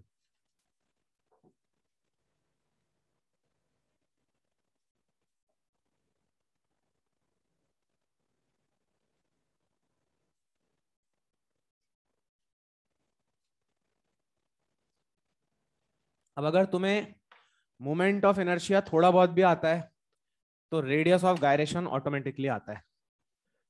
radius of gyration किस सिंबल से डिनोट करते हैं इसको? के से डिनोट करते हैं। अब ध्यान से समझना, एक बार में समझ में आ जाएगा तुम्हें। सपोज करो बेटा, कोई भी बॉडी है, कोई भी रैंडमली बॉडी है, इस बॉडी का टोटल मास ऑफ सिस्टम, इसको सिस्टम बोल दो बॉडी बोल दो एक ही बात है, तो टोटल मास ऑफ सिस्टम कितना है m। और इस सिस्टम का या इस बॉडी का इस एक्सिस के अबाउट मोमेंट ऑफ इनर्शिया कितना है i। अब ध्यान से देख, रेडियस ऑफ गायरेशन का मतलब क्या है भाई, इस m मास के सिस्टम का इस पर्टिकुलर एक्सिस के अबाउट मोमेंट ऑफ इनर्शिया क्या है i। अब तू करना क्या चाहता है, तू इस m मास के सिस्टम को एक पार्टिकल से रिप्लेस करना चाहता है। अभी क्या ये एक m मास की बॉडी थी क्या? अब तू चाहता है कि यार इस m मास की बॉडी की जगह एक m मास का क्या हो जाए पार्टिकल। तो उसको मैं इस एक्सिस से कितना दूर रखूं कि मोमेंट ऑफ इनर्शिया क्या आ जाए सेम। इस एक्सिस के अबाउट मोमेंट ऑफ इनर्शिया कितना है आई। तो तू अब इस बॉडी को काय से रिप्लेस करना चाहता है बोल? पार्टिकल। तो तू ये बोल रहा है कि इस एक्सिस से इस पार्टिकल को किस जो है कितने मास के पार्टिकल को? m मास के पार्टिकल को कितना दूर रखूं कि इस m मास का पार्टिकल का मोमेंट ऑफ इनर्शिया वही आए जो किसका था? नहीं आया, जो किसका था? बॉडी का। पक्का? तो देख ध्यान से, ये एक्सिस एज इट इज बना दी मैंने, जो ये एक्सिस थी एज इट इज बना दी। इस एक्सिस के अबाउट क्या बॉडी का मोमेंट ऑफ इनर्शिया आई है क्या? तो मेरे पार्टिकल का भी कितना होना चाहिए आई। अब मैं इस बॉडी को m मास की बॉडी को एक पार्टिकल से रिप्लेस कर रहा हूं। तो लेट सपोज मैंने मान लिया मैं पार्टिकल को कितने डिस्टेंस पे रख रहा हूं k, तो मैंने k डिस्टेंस पे रख दिया। क्या इसका मोमेंट ऑफ इनर्शिया m के स्क्वायर हो गया क्या? और ये किसके बराबर होना चाहिए i। मैं इस बॉडी को एक पार्टिकल से रिप्लेस कर रहा हूं सच दैट उस पार्टिकल का वही मोमेंट ऑफ इनर्शिया आता है जो किसका था? बॉडी का। क्या सबको बात क्लियर हुई? मतलब अगर तुम ध्यान से देखो तो ये अगर आई था तो क्या इसके अबाउट भी आई होना चाहिए क्या? तो बोल आई किसके बराबर हो गया? क्या लिख दूं आई को? m k square. तो ध्यान से देख, k किसके बराबर आ गया? Under root I by m। नहीं आया? k किसके बराबर हो गया? Under root I by m। अब ध्यान से देख, अरे भैया बॉडी तो गई, अब बॉडी गई, बॉडी का कोई मतलब नहीं है। इस बॉडी को नहीं, सेंटर ऑफ मास भी नहीं है ये, सेंटर ऑफ मास बॉडी का कम बाहर थोड़ी आएगा, सेंटर ऑफ मास तो बॉडी के अंदर ही आएगा। किसने कहा ये सेंटर ऑफ मास है? हैं? आ सकता है, लेकिन इस बॉडी का क्या बाहर है क्या? आ तो सकता है, इस बॉडी का बाहर है क्या? जो मैंने ये बॉडी बनाई है इसका तो अंदर ही है। ठीक है।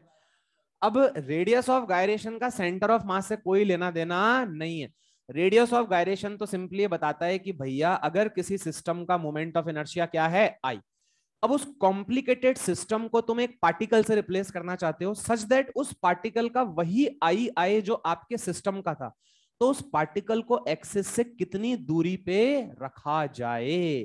तो मैंने इस पार्टिकल को एक्सिस से के दूरी पे रखा सच दैट कि इस पार्टिकल का जो मोमेंट ऑफ इनर्शिया आ रहा है एम के स्क्वायर, वो किसके बराबर है? आई के बराबर। तो आई बराबर एम के स्क्वायर, के क्या आ गया? Under root I by M. कहने का मतलब क्या है, देखो ध्यान से, अभी तुम्हें समझ में आ जाएगा। मान लो मैंने एक रिंग ली बेटा, एम मास की आर रेडियस की, और मैंने ये एक्सिस ली। बताओ मुझे इसका moment of inertia. M R square. अब तू करना क्या चाह रहा है? तू इस रिंग की जगह एक पार्टिकल लेना चाह रहा है। तू इस रिंग को रिप्लेस करना चाह रहा है किससे? पार्टिकल। एम मास की रिंग थी, कितने मास का पार्टिकल? एम मास का। तो मैं उस एम मास के पार्टिकल को, ये जो एक्सिस थी तुम्हारी, इससे कितना दूर रखूं कि उस पार्टिकल का वही मोमेंट ऑफ इनर्शिया है जो किसका था? रिंग का। तो मैंने बोला कि भाई मैं एम मास के पार्टिकल को कितने डिस्टेंस पे रख लेता हूं? के। तो अब के किसके बराबर बच्चे बोल? Under root I by M. I कितना बोल? आई कितना बोल? M R square. और मास कितना बोल? एम। क्या एम से एम कट गया? क्या के बराबर आर आ गया? मुझे लगा नहीं तुम्हें आया। मतलब अगर मुझे एम मास की रिंग को एक पार्टिकल से रिप्लेस करना होता, एम मास के पार्टिकल से, तो उसको मैं एक्सिस से कितनी दूर रखता? R distance. तो उसका वही मोमेंट ऑफ इनर्शिया आता जो मेरे ओरिजिनल सिस्टम का था। नहीं आया? अरे सेंटर ऑफ मास का कोई लेना देना ही नहीं है। रेडियस ऑफ गायरेशन का सेंटर ऑफ मास से कोई लेना देना नहीं है। निकाल सकते ही नहीं है ना। रेडियस ऑफ गायरेशन का सेंटर ऑफ मास से लेना देना ही नहीं है। रेडियस ऑफ गायरेशन सिंपली बता रहा है कि किसी कॉम्प्लिकेटेड सिस्टम को मैं एक सिंगल पार्टिकल से रिप्लेस कर रहा हूं। ठीक है। तो कोई आप जो आपस में लिंक ही नहीं है दोनों चीजों का। खड़ाखड़ कॉपी कर लो। डेफिनेशन लिखाऊं क्या? डेफिनेशन की जरूरत है क्या? सबको समझ में आ गया ना? भाई आप बस प्रैक्टिकली समझते चलो। डेफिनेशन लिखानी हो मैं लिखा सकता हूँ, कोई बड़ी बात नहीं है। It is the distance from the axis of rotation where the total mass of the body can be assumed so that its moment of inertia is same as that of the original body. हाँ, एक आप मान लो एक massless किसी चीज से connected है, भाई उसका मास मत लेना क्योंकि फिर उसका भी मास आ जाएगा। अबे क्या करेगा डेफिनेशन का? कब तक रटेगा? रटने से कुछ थोड़ी होगा। डेफिनेशन तो मुझे ही समझ में नहीं आती। जो मैंने बोली मुझे ही समझ में नहीं आ रही डेफिनेशन। भाई डेफिनेशन का करेगा क्या? तो डेफिनेशन लिखनी है, लिख ले। It is the distance, radius of gyration is the distance from the axis of rotation. It is the distance from the axis of rotation where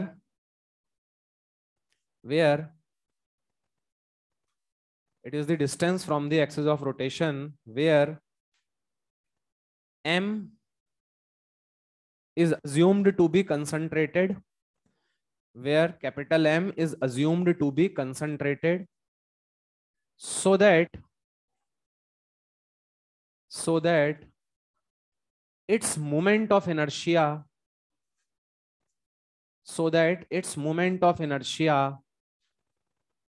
about the same axis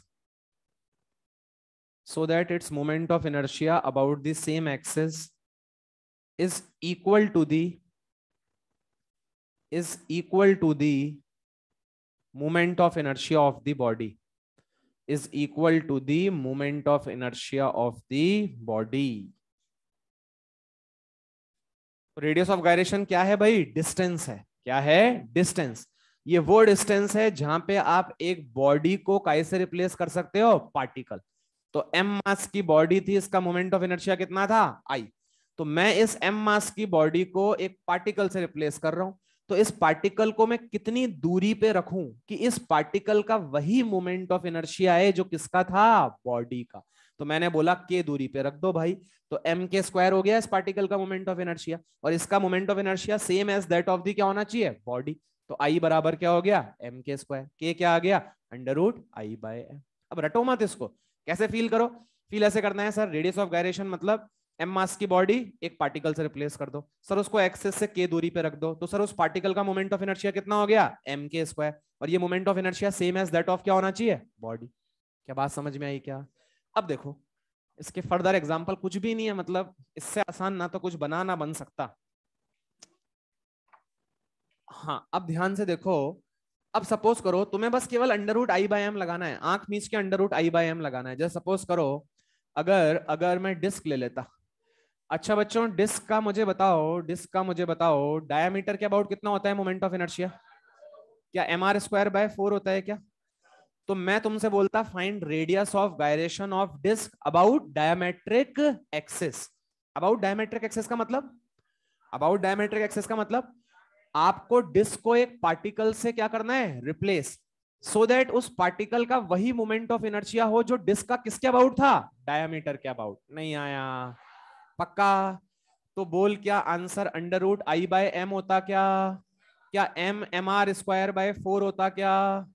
क्या M M cut जाता क्या are by 2 आ जाता क्या? कुछ नहीं आ रहा है पक्का? चेक कर सकते हो तुम, देख डिस्क का पूरी की पूरी डिस्क का कितना मोमेंट ऑफ इनर्शिया था, एम आर स्क्वायर बाय 4। क्या तेरा radius of gyration R by 2 आया क्या? मतलब जब तू डिस्क को एक पार्टिकल से रिप्लेस करेगा तो एक्सिस से कितनी दूरी पे रखेगा बच्चे बोल, एक्सिस से कितनी दूरी पे रखेगा, आर बाई 2। तो तू पार्टिकल को आर बाई 2 दूरी पे रखेगा, देखना तो इसका कितना मोमेंट ऑफ इनर्शिया आ रहा है, कितना आ रहा है बता, एम आर स्क्वायर बाय 4। क्या सेम आ रहा है क्या? मतलब तुम्हें किसी का भी रेडियस ऑफ गायरेशन निकालना है, मॉड्यूल लाओगे तुम लोग, खोलो मॉड्यूल खोलो, उस टेबल पे आ जाओ, एक टेबल है बहुत बड़ी सी, मतलब तुम्हें किसी का भी रेडियस ऑफ गायरेशन निकालना है तो सबसे पहले तुम्हें एक्सिस डिफाइन करनी पड़ेगी। तुम किस एक्सिस के अबाउट, मान ले सपोज कर, सब जने मेरी बात को ध्यान से सुनो, अगर मान लो मैं बोलता तुमसे find radius of gyration of disk, क्या क्वेश्चन कंप्लीट है? Find radius of gyration of disk मैं बोल देता, क्या क्वेश्चन कंप्लीट है क्या? तुमने एक्सिस स्पेसिफाई नहीं करी। अरे डिस्क की तो ज्योमेट्रिक भी होती है, डायमेट्रिक भी होती है, टेंजेंट इन दी प्लेन भी होती है, tangent perpendicular to the plane भी होती है। तो सर मैं डिस्क को एम मास के पार्टिकल से रिप्लेस तो करूं, लेकिन उसका मोमेंट ऑफ इनर्शिया जो एम के स्क्वायर हो है वो किसके बराबर करूं, डायमेट्रिक के अबाउट जो है बराबर करूं, ज्योमेट्रिकल के अबाउट करूं, टेंजेंशियल के बराबर करूं। क्या बात समझ में आ रही है क्या? तो भाई हमें एक्सेस स्पेसिफाई करनी पड़ेगी। एक बार एक्सेस स्पेसिफाई है तो रेडियस ऑफ गायरेशन क्या under root I by M हो जाएगा क्या? क्या आई उस पर्टिकुलर एक्सेस के अबाउट मोमेंट ऑफ इनर्शिया होगा क्या? जैसे डायमीटर के about M R square by 4। तो देखो अगर तुम किसी का भी रेडियस ऑफ गायरेशन निकालना चाहते हो ना, तो तुम ध्यान से देखो, जो मोमेंट ऑफ इनर्शिया है क्या उसमें से मास वाली टर्म हटा दो क्या, और क्या ले लो, रूट। मोमेंट ऑफ इनर्शिया वाली टर्म में से एम वाली टर्म हटा दो और क्या ले लो, रूट। अरे क्योंकि एम कट जाएगा ना भाई, और फिर क्या ले लो, रूट। अब आओ चलो जल्दी जल्दी इस टेबल पे आओ, टेबल पे पहला देखो क्या एम आर स्क्वायर है क्या, अपन इसका रेडियस ऑफ गायरेशन निकाल रहे हैं, ठीक है, हम रिंग का रेडियस ऑफ गायरेशन निकाल रहे हैं, क्या एम हटा दें क्या, रूट ले ले, आर स्क्वायर का रूट आर। चल जल्दी जल्दी पूरी टेबल दिखता जा, एम आर स्क्वायर बाय 2, क्या एम हटा दूं क्या, आर स्क्वायर बाय 2 का रूट ले ले, आर बाय रूट 2। नहीं आ रहा पक्का? देख लो क्या पूरी टेबल तुमसे कंप्लीट हो रही है क्या? पूरी टेबल में कुछ नहीं है, under root I by M, under root I by M, under root I by M करते चलो। अरे अब 4-5 कर लो, अब क्या सारे ही करोगे क्या? आ गया ना समझ में तुम्हें पक्का? अब क्वेश्चन कुछ भी नहीं है भाई, तुम्हें वापस से जो मैं क्वेश्चन दूंगा सेम क्वेश्चन ही होंगे, कुछ भी नहीं होगा, तुमसे रेडियस ऑफ गायरेशन पूछ लूंगा। तो क्या रेडियस ऑफ गायरेशन निकालने के लिए क्या तुम्हें आई निकालना आना चाहिए क्या? मतलब अभी भी काम तो क्या आएगा, आई काम आएगा। अगर आई निकालना नहीं आता अभी भी तो रेडियस ऑफ गायरेशन भी नहीं आएगा। क्या बात समझ में आ रहा है क्या? अच्छा यहाँ पे एक और चीज का ध्यान रखें, K under root I by M, I क्या है, moment of inertia of the system, M क्या है, मास ऑफ द सिस्टम। कभी होगा क्या ना, कभी 3-4 पार्टिकल्स होंगे तो सिस्टम का मास एम हो जाएगा या उन सबका एडिशन हो जाएगा, उन सबका एडिशन। इसलिए मैंने स्पेसिफिकली वहां पे मास ऑफ द बॉडी की जगह क्या लिखा, मास ऑफ द सिस्टम। हो सकता है ना कभी 4 पार्टिकल्स दे दूं मैं, तो तुम्हें उन चारों पार्टिकल को किससे रिप्लेस करना है, एक पार्टिकल्स। सच दैट कि उन चारों पार्टिकल्स का उस एक्सिस के अबाउट जो मोमेंट ऑफ इनर्शिया था वो उस अकेले पार्टिकल का मोमेंट ऑफ इनर्शिया हो about the same axis. Got the concept? लिखो क्वेश्चन, क्वेश्चन लिखो खड़ाखट।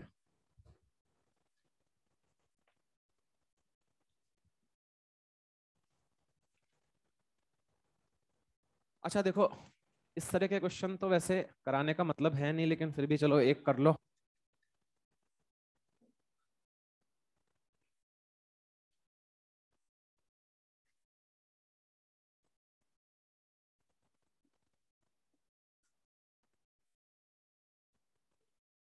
Find radius of gyration of hollow cylinder about the given axis.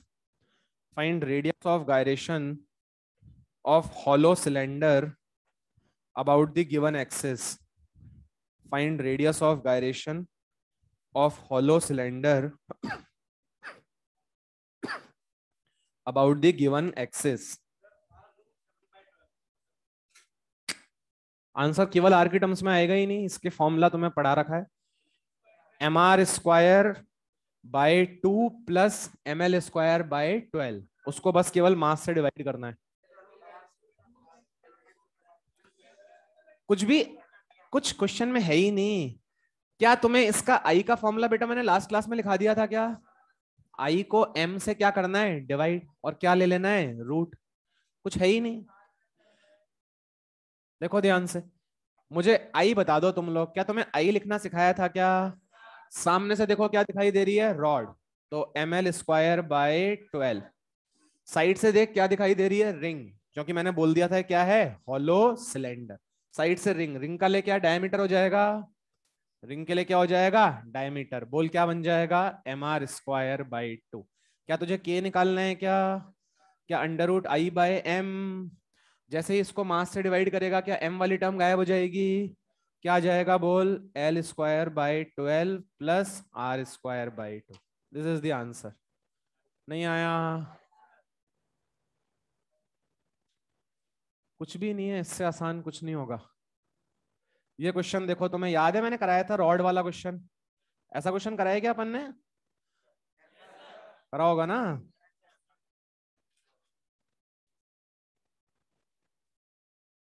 तीनों रॉड का मास m है, लेंथ l है। Find radius of gyration about the given axis. Find radius of gyration about the given axis. अच्छा बच्चों, मैं अगर axis specify नहीं करूंगा तो क्या तुम रेडियस ऑफ गायरेशन निकाल सकते हो क्या? नहीं, क्योंकि फिर तुम जब फॉर्मूला लिखोगे √i/m तो i किसके अबाउट लोगे, तो मुझे एक्सिस देनी पड़ेगी।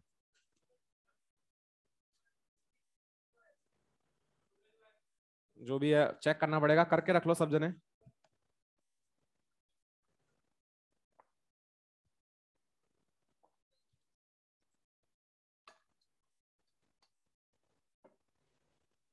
(12/√3). अब इसमें ध्यान रखना बच्चे, √i/m फॉर्मूला लगाते हैं, आई तो निकाल लेते हैं। m होगा या 3m होगा? m क्या होगा, 3m, क्योंकि सिस्टम का मास m नहीं है, क्या है 3m।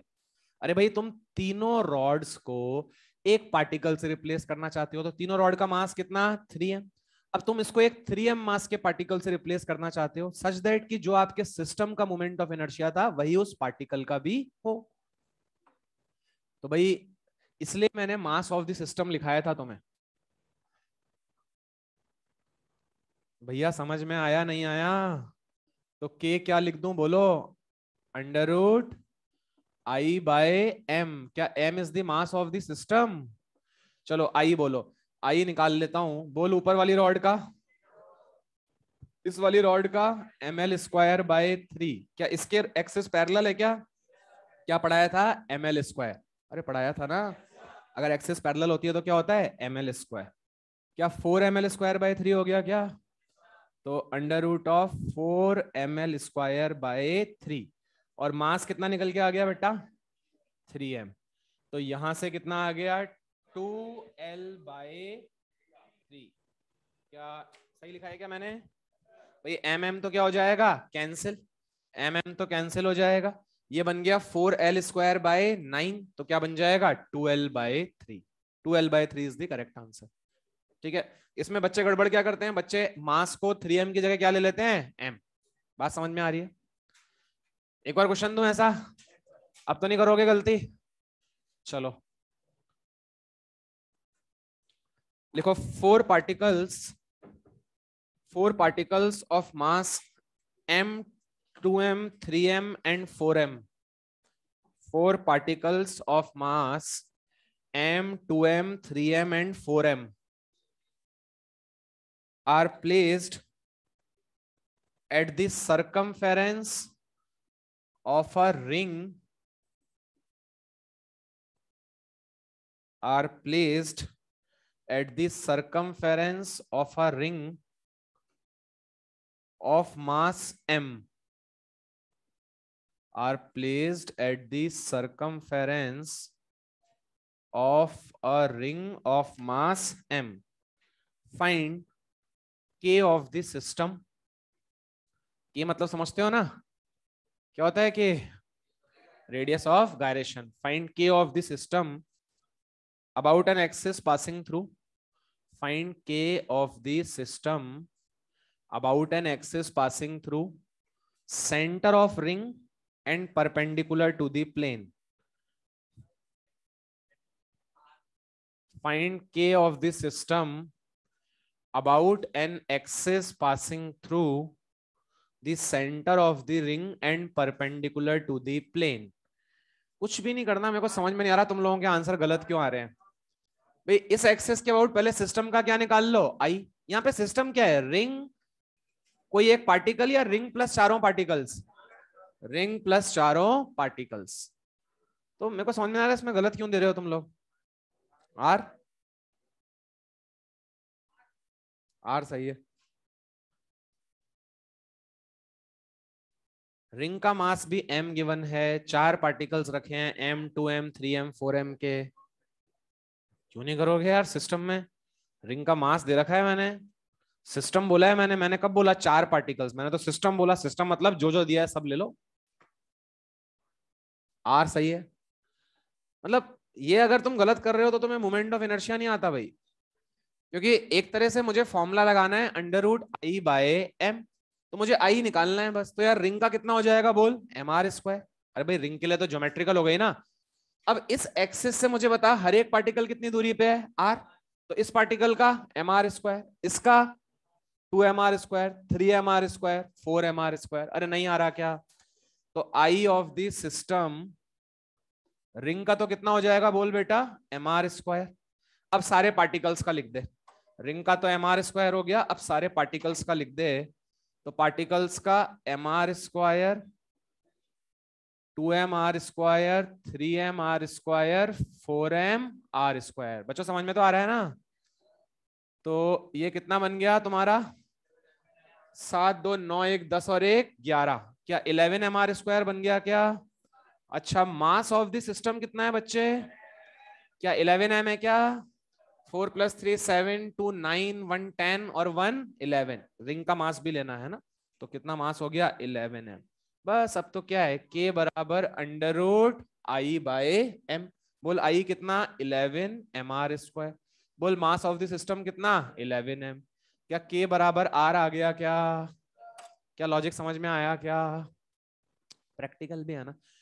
हर एक चीज का मोमेंट ऑफ इनर्शिया ध्यान से देख, क्या mr² था क्या? तो यहाँ पे देख जितनी भी चीजें थी, क्या सबका मोमेंट ऑफ इनर्शिया mr² था?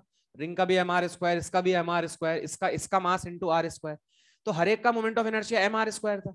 अब अगर मैं इन हर एक को रिप्लेस करना चाहता हूँ, इन सबको एक पार्टिकल से रिप्लेस करना चाहता हूँ, तो पक्की बात है उस एक पार्टिकल का मास इन सबका मिला के मास कितना हो गया, 11m।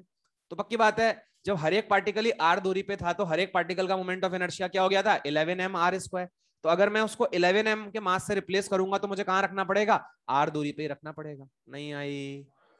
चलो एक लास्ट क्वेश्चन भाई।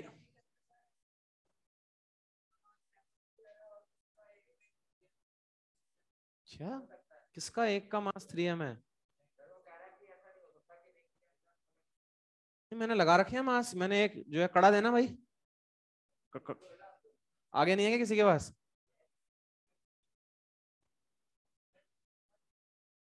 भाई इसमें क्या है, इसमें कौन सी बड़ी बात है, ये रिंग है, ठीक है, यहां मैंने एक पार्टिकल अटैच कर दिया, यहां मैंने एक मेटल की बॉल अटैच कर दी, ठीक है, एम मास की, इस जगह 2m की कर दी, इस जगह 3m की कर दी, इस जगह 4m की कर दी।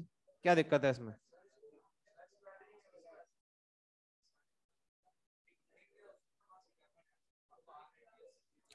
वो रिंग के केस में तो कर सकते थे, लेकिन फिर वो जनरल नहीं होता ना। मान लिया अगर डिस्क कर देता मैं, तो फिर क्या बैठ जाता? क्या फिर नहीं बैठता, क्योंकि डिस्क का मोमेंट ऑफ इनर्शिया क्या होता? mr²/2। देखो उसने घड़ी का बताया, घड़ी को उसने एक रिंग मान लिया, और जो डायल है उसने मान लिया कि इस रिंग पे एक 2m मास की डायल लगी हुई है, 3m मास की डायल लगी हुई है। क्या बात समझ में आ गई ना तुझे? ठीक है, इसकी जरूरत नहीं है, आज दे दो, पीछे वापस से ट्रांसफर कर दो, पहुंचा देना जिसका है, कहीं कोई रास्ते में रख ले बस। सबको समझ में तो आ गया ना भाई? रेडियस ऑफ गायरेशन टफ है क्या?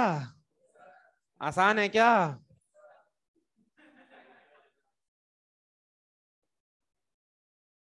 चार पार्टिकल्स हैं। अरे भैया ये प्लेट नहीं है, ध्यान रखना, ये स्क्वायर प्लेट बिल्कुल भी नहीं है, ये सिंपली बस चार पार्टिकल रखे हुए हैं, और इन चारों के मास m है, और इनके बीच में दूरी a है।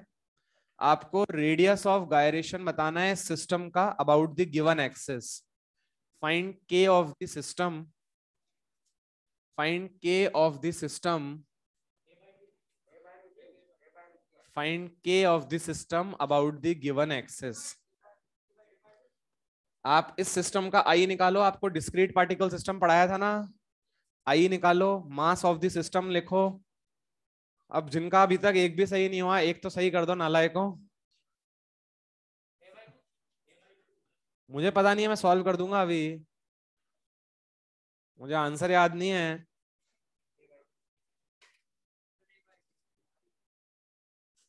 याद है आई निकालना सिखाया था डिस्क्रीट पार्टिकल सिस्टम का? इन दोनों पार्टिकल्स का तो कितना हो जाएगा बोल? 0। इसकी दूरी कितनी हो जाएगी? a/√2। इसकी भी कितनी हो जाएगी? a/√2। तो I of the system, I of the system क्या हो जाएगा? इन दोनों का तो 0, इसका m, सीधे लिख दो ना, समझ में आता है ना, m a/√2 का स्क्वायर। ऐसे कितने पार्टिकल्स हैं? 2। अरे भाई ये भी a/√2 होगा, ये भी क्या होगा? a/√2। तो क्या moment of inertia of the system ma² आ गया क्या? अब मास ऑफ द सिस्टम मुझे बताओ, m, 2m, 3m या 4m? Mass of the system क्या है? 4m। तो radius of gyration √I of system upon mass of system, that is ma² upon 4m, that is a/2। समझ आया? This is all about your moment of inertia, first part of this chapter. कौन सा question नहीं हुआ? समझा ही नहीं, किसकी बात?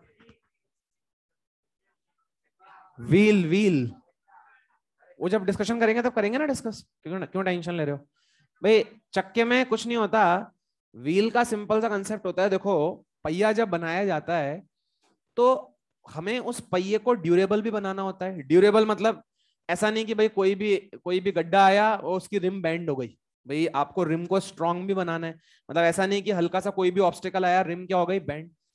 प्लस हमें उसके मोमेंट ऑफ इनर्शिया को थोड़ा ज्यादा भी रखना होता है।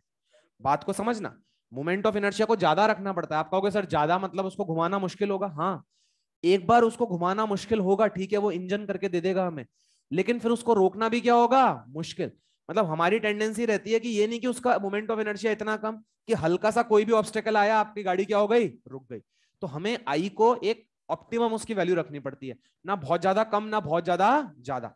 तो हम चाहते हैं कि आई एक अच्छा खासा रहे, जिससे ऐसा नहीं हो कि हल्की सी भी कोई ऑब्स्टेकल आती है और हमारी बॉडी क्या हो जाए? रुक जाए। अरे आई का मतलब बताया था ना, जैसे मास बताता है कितना मुश्किल है चलाना, आई बताता है कितना मुश्किल है घुमाना।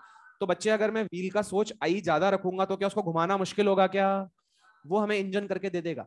लेकिन एक बार वो घूमने लग जाएगा तो फिर क्या छोटी मोटी ऑब्स्टेकल आएंगी तो क्या वो रुक जाएगा क्या? नहीं, क्योंकि उसको रोकना भी क्या होगा? मुश्किल।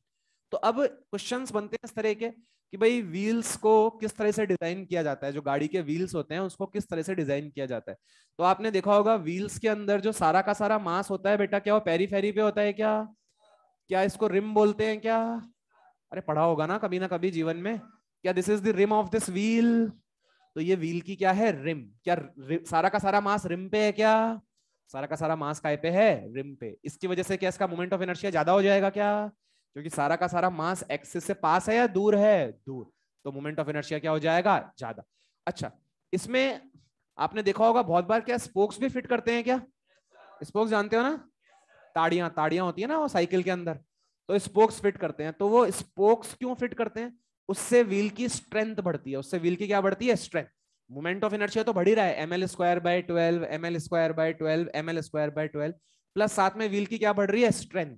भाई तू सोच, अभी इस वाले पॉइंट को और इस वाले पॉइंट को तूने ज्वाइन कर दिया, तो बेसिकली तेरा व्हील और क्या बन गया, स्ट्रॉन्ग। तो व्हील की स्ट्रेंथ बढ़ जाती है। तुम क्या बोल रहे थे बेटा? हाँ, बेंड नहीं हो, स्ट्रेंथ बढ़ जाती है, बिल्कुल। तुम्हारा व्हील क्या नहीं हो, तुम्हारी रिम क्या नहीं हो, बेंड नहीं हो। भाई मान ले गड्ढा आया, तो ये तेरा व्हील यहां से पिचक गया, तो ये रॉड इसको क्या करना चाहेगी, अपोज, इसको पिचकने नहीं देगी। भाई गड्ढा आया है, तो गड्ढा आया, ये ऐसे इस तरह से मान ले, इस तरह से कुछ निकला हुआ था, तो सर ये हमारा व्हील देखो ऐसा हो गया, तो ये रॉड इसको क्या करेगी, बचाएगी। ठीक है, तो इस तरह से इसमें क्या फिट होते हैं, स्पोक्स फिट होते हैं। समझ में आ रही है बात? तो भाई जो है, Y mass is at the periphery to increase the moment of inertia, और स्पोक्स काय के लिए फिट करते हैं, to increase its durability, to increase its strength। Alloy भी वही है।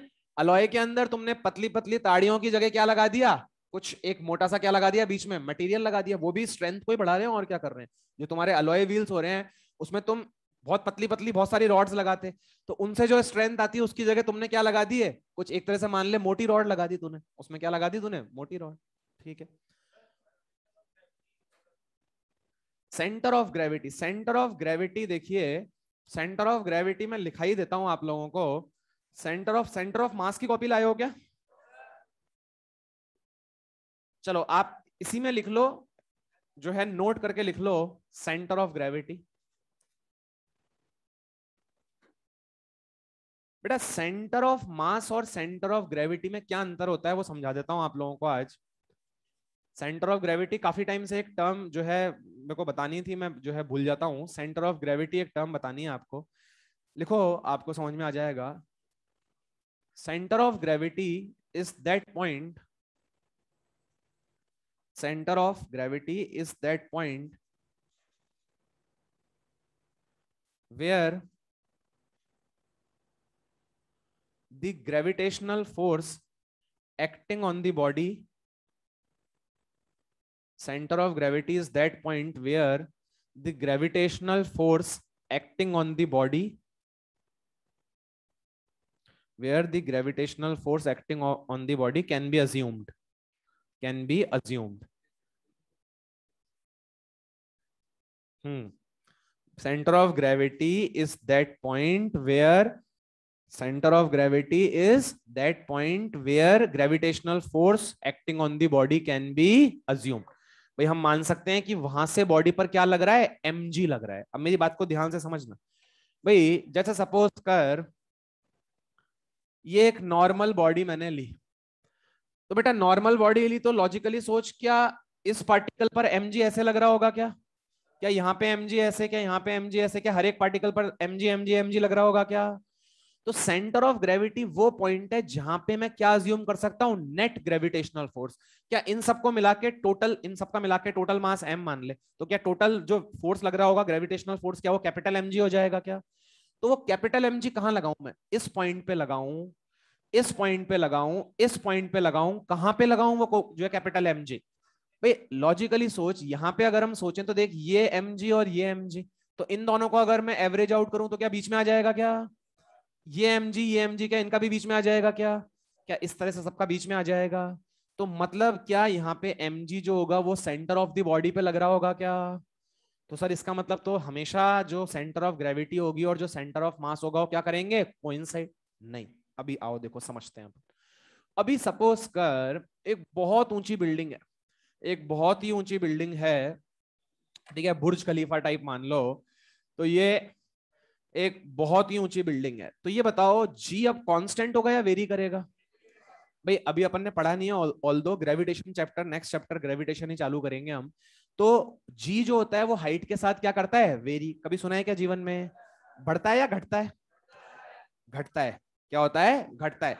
जैसे जैसे तुम ऊपर जाते, भाई हम अभी क्या जी को कांस्टेंट अज्यूम करते हैं क्या, छोटी हाइट के लिए होता है वो, स्मॉल हाइट्स के लिए होता है। जैसे जैसे तुम्हारी हाइट बढ़ती जाएगी जी कांस्टेंट नहीं रहेगा, क्या घटना चालू कर जाएगा क्या, तो जी तुम्हारा घट रहा होगा, घट रहा होगा, घट रहा होगा। अब सोच, यहां जो m1 मास का पार्टिकल था, ये सारे मान ले mm मास के पार्टिकल है, सारे पार्टिकल्स कितने मास के हैं, mm। एक यूनिफॉर्म बॉडी है तो हर एक पार्टिकल का मास क्या हो गया, mm। तो बच्चे ये m मास का पार्टिकल, क्या इस पे mg लग रहा होगा क्या, अच्छा यहाँ पे भी m मास का पार्टिकल, क्या इस पे भी mg लग रहा होगा क्या, लेकिन इस पे क्या मैं mg डैश बोल दूं क्या, क्योंकि g क्या हो गया, कम। अब मुझे लॉजिकली सोच के बता, पहले तो क्या था, ये mg और ये mg क्या थे, बराबर। तो इनको जब तूने एवरेज आउट करा, इनको रिप्लेस करा, तो क्या सेंटर पे आया था क्या। अब सोच, जब तू mg और mg इनको रिप्लेस करेगा तो सेंटर पे आएगा या उससे नीचे आएगा, क्योंकि क्या ये बड़ा है क्या, क्योंकि ये क्या है, बड़ा। मतलब अगर बहुत ही ऊंची बिल्डिंग है, बहुत ही ऊंची बिल्डिंग है, तो नीचे वाले पार्टिकल्स पर जो mg लग रहा होगा क्या वो ज्यादा होगा, और जो ऊपर वाले पार्टिकल्स पर mg लग रहा होगा क्या वो कम होगा। तो इफेक्टिवली जो ग्रेविटेशनल फोर्स मैं मानूंगा उस बॉडी पे जो एक्ट कर रहा है, वो सेंटर पे आएगा या नीचे आएगा, वो कहां पे आएगा, नीचे। लेकिन अभी भी इस बॉडी का अगर तू क्या निकालेगा, centre of mass. Centre of mass क्या होता है, जहां पे हम क्या अज्यूम करते हैं, मास, वो अभी भी कहां पे आएगा, सेंटर पे। क्यों, क्योंकि सेंटर ऑफ मास को क्या जी से कोई लेना देना है क्या, भाई सेंटर ऑफ मास तो बोलेगा देख भाई एम मास का पार्टिकल, देख भाई एम मास का पार्टिकल, दोनों एम एम, तो इनका सेंटर ऑफ मास क्या बीचों बीच आ जाएगा, ये एम मास का पार्टिकल, ये दूसरा एम का, क्या इनका सेंटर ऑफ मास बीचों बीच आ जाएगा। ऐसे करके क्या पूरी बॉडी का सेंटर ऑफ मास बीचों बीच आ जाएगा क्या, मुझे लगा नहीं तुम्हें आया।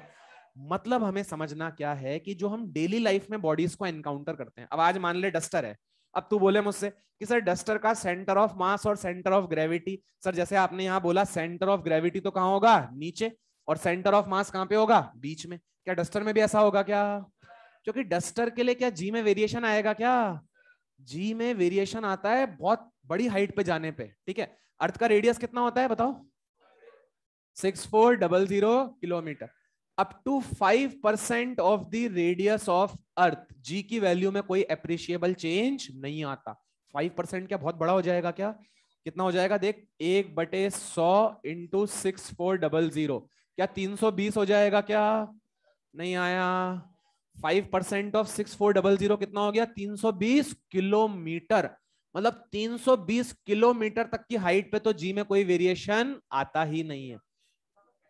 अरे तो और बड़ी बिल्डिंग मान ले यार, और बड़ी बिल्डिंग मान ले, मतलब जो है इसको ऐसा एग्जांपल ले ले कि मतलब बिल्कुल आकाश को ही छू रही है, ऐसी बिल्डिंग मान ले, हाइपोथेटिकल, ठीक है। तो 320 किलोमीटर तक जी की वैल्यू में कोई जो है वेरिएशन नहीं आता। अब कोई नहीं आता मतलब आता तो है, लेकिन उसको हम क्या करते हैं, निग्लेक्ट। हम अपनी जो है सहूलियत के हिसाब से उसको निग्लेक्ट कर देते हैं। वेरिएशन तो आएगा डेफिनेटली, जी कम तो हो रहा है, लेकिन तू उसको, इतना छोटा डिफरेंस है उसको तो निग्लेक्ट कर सकता है, ठीक है।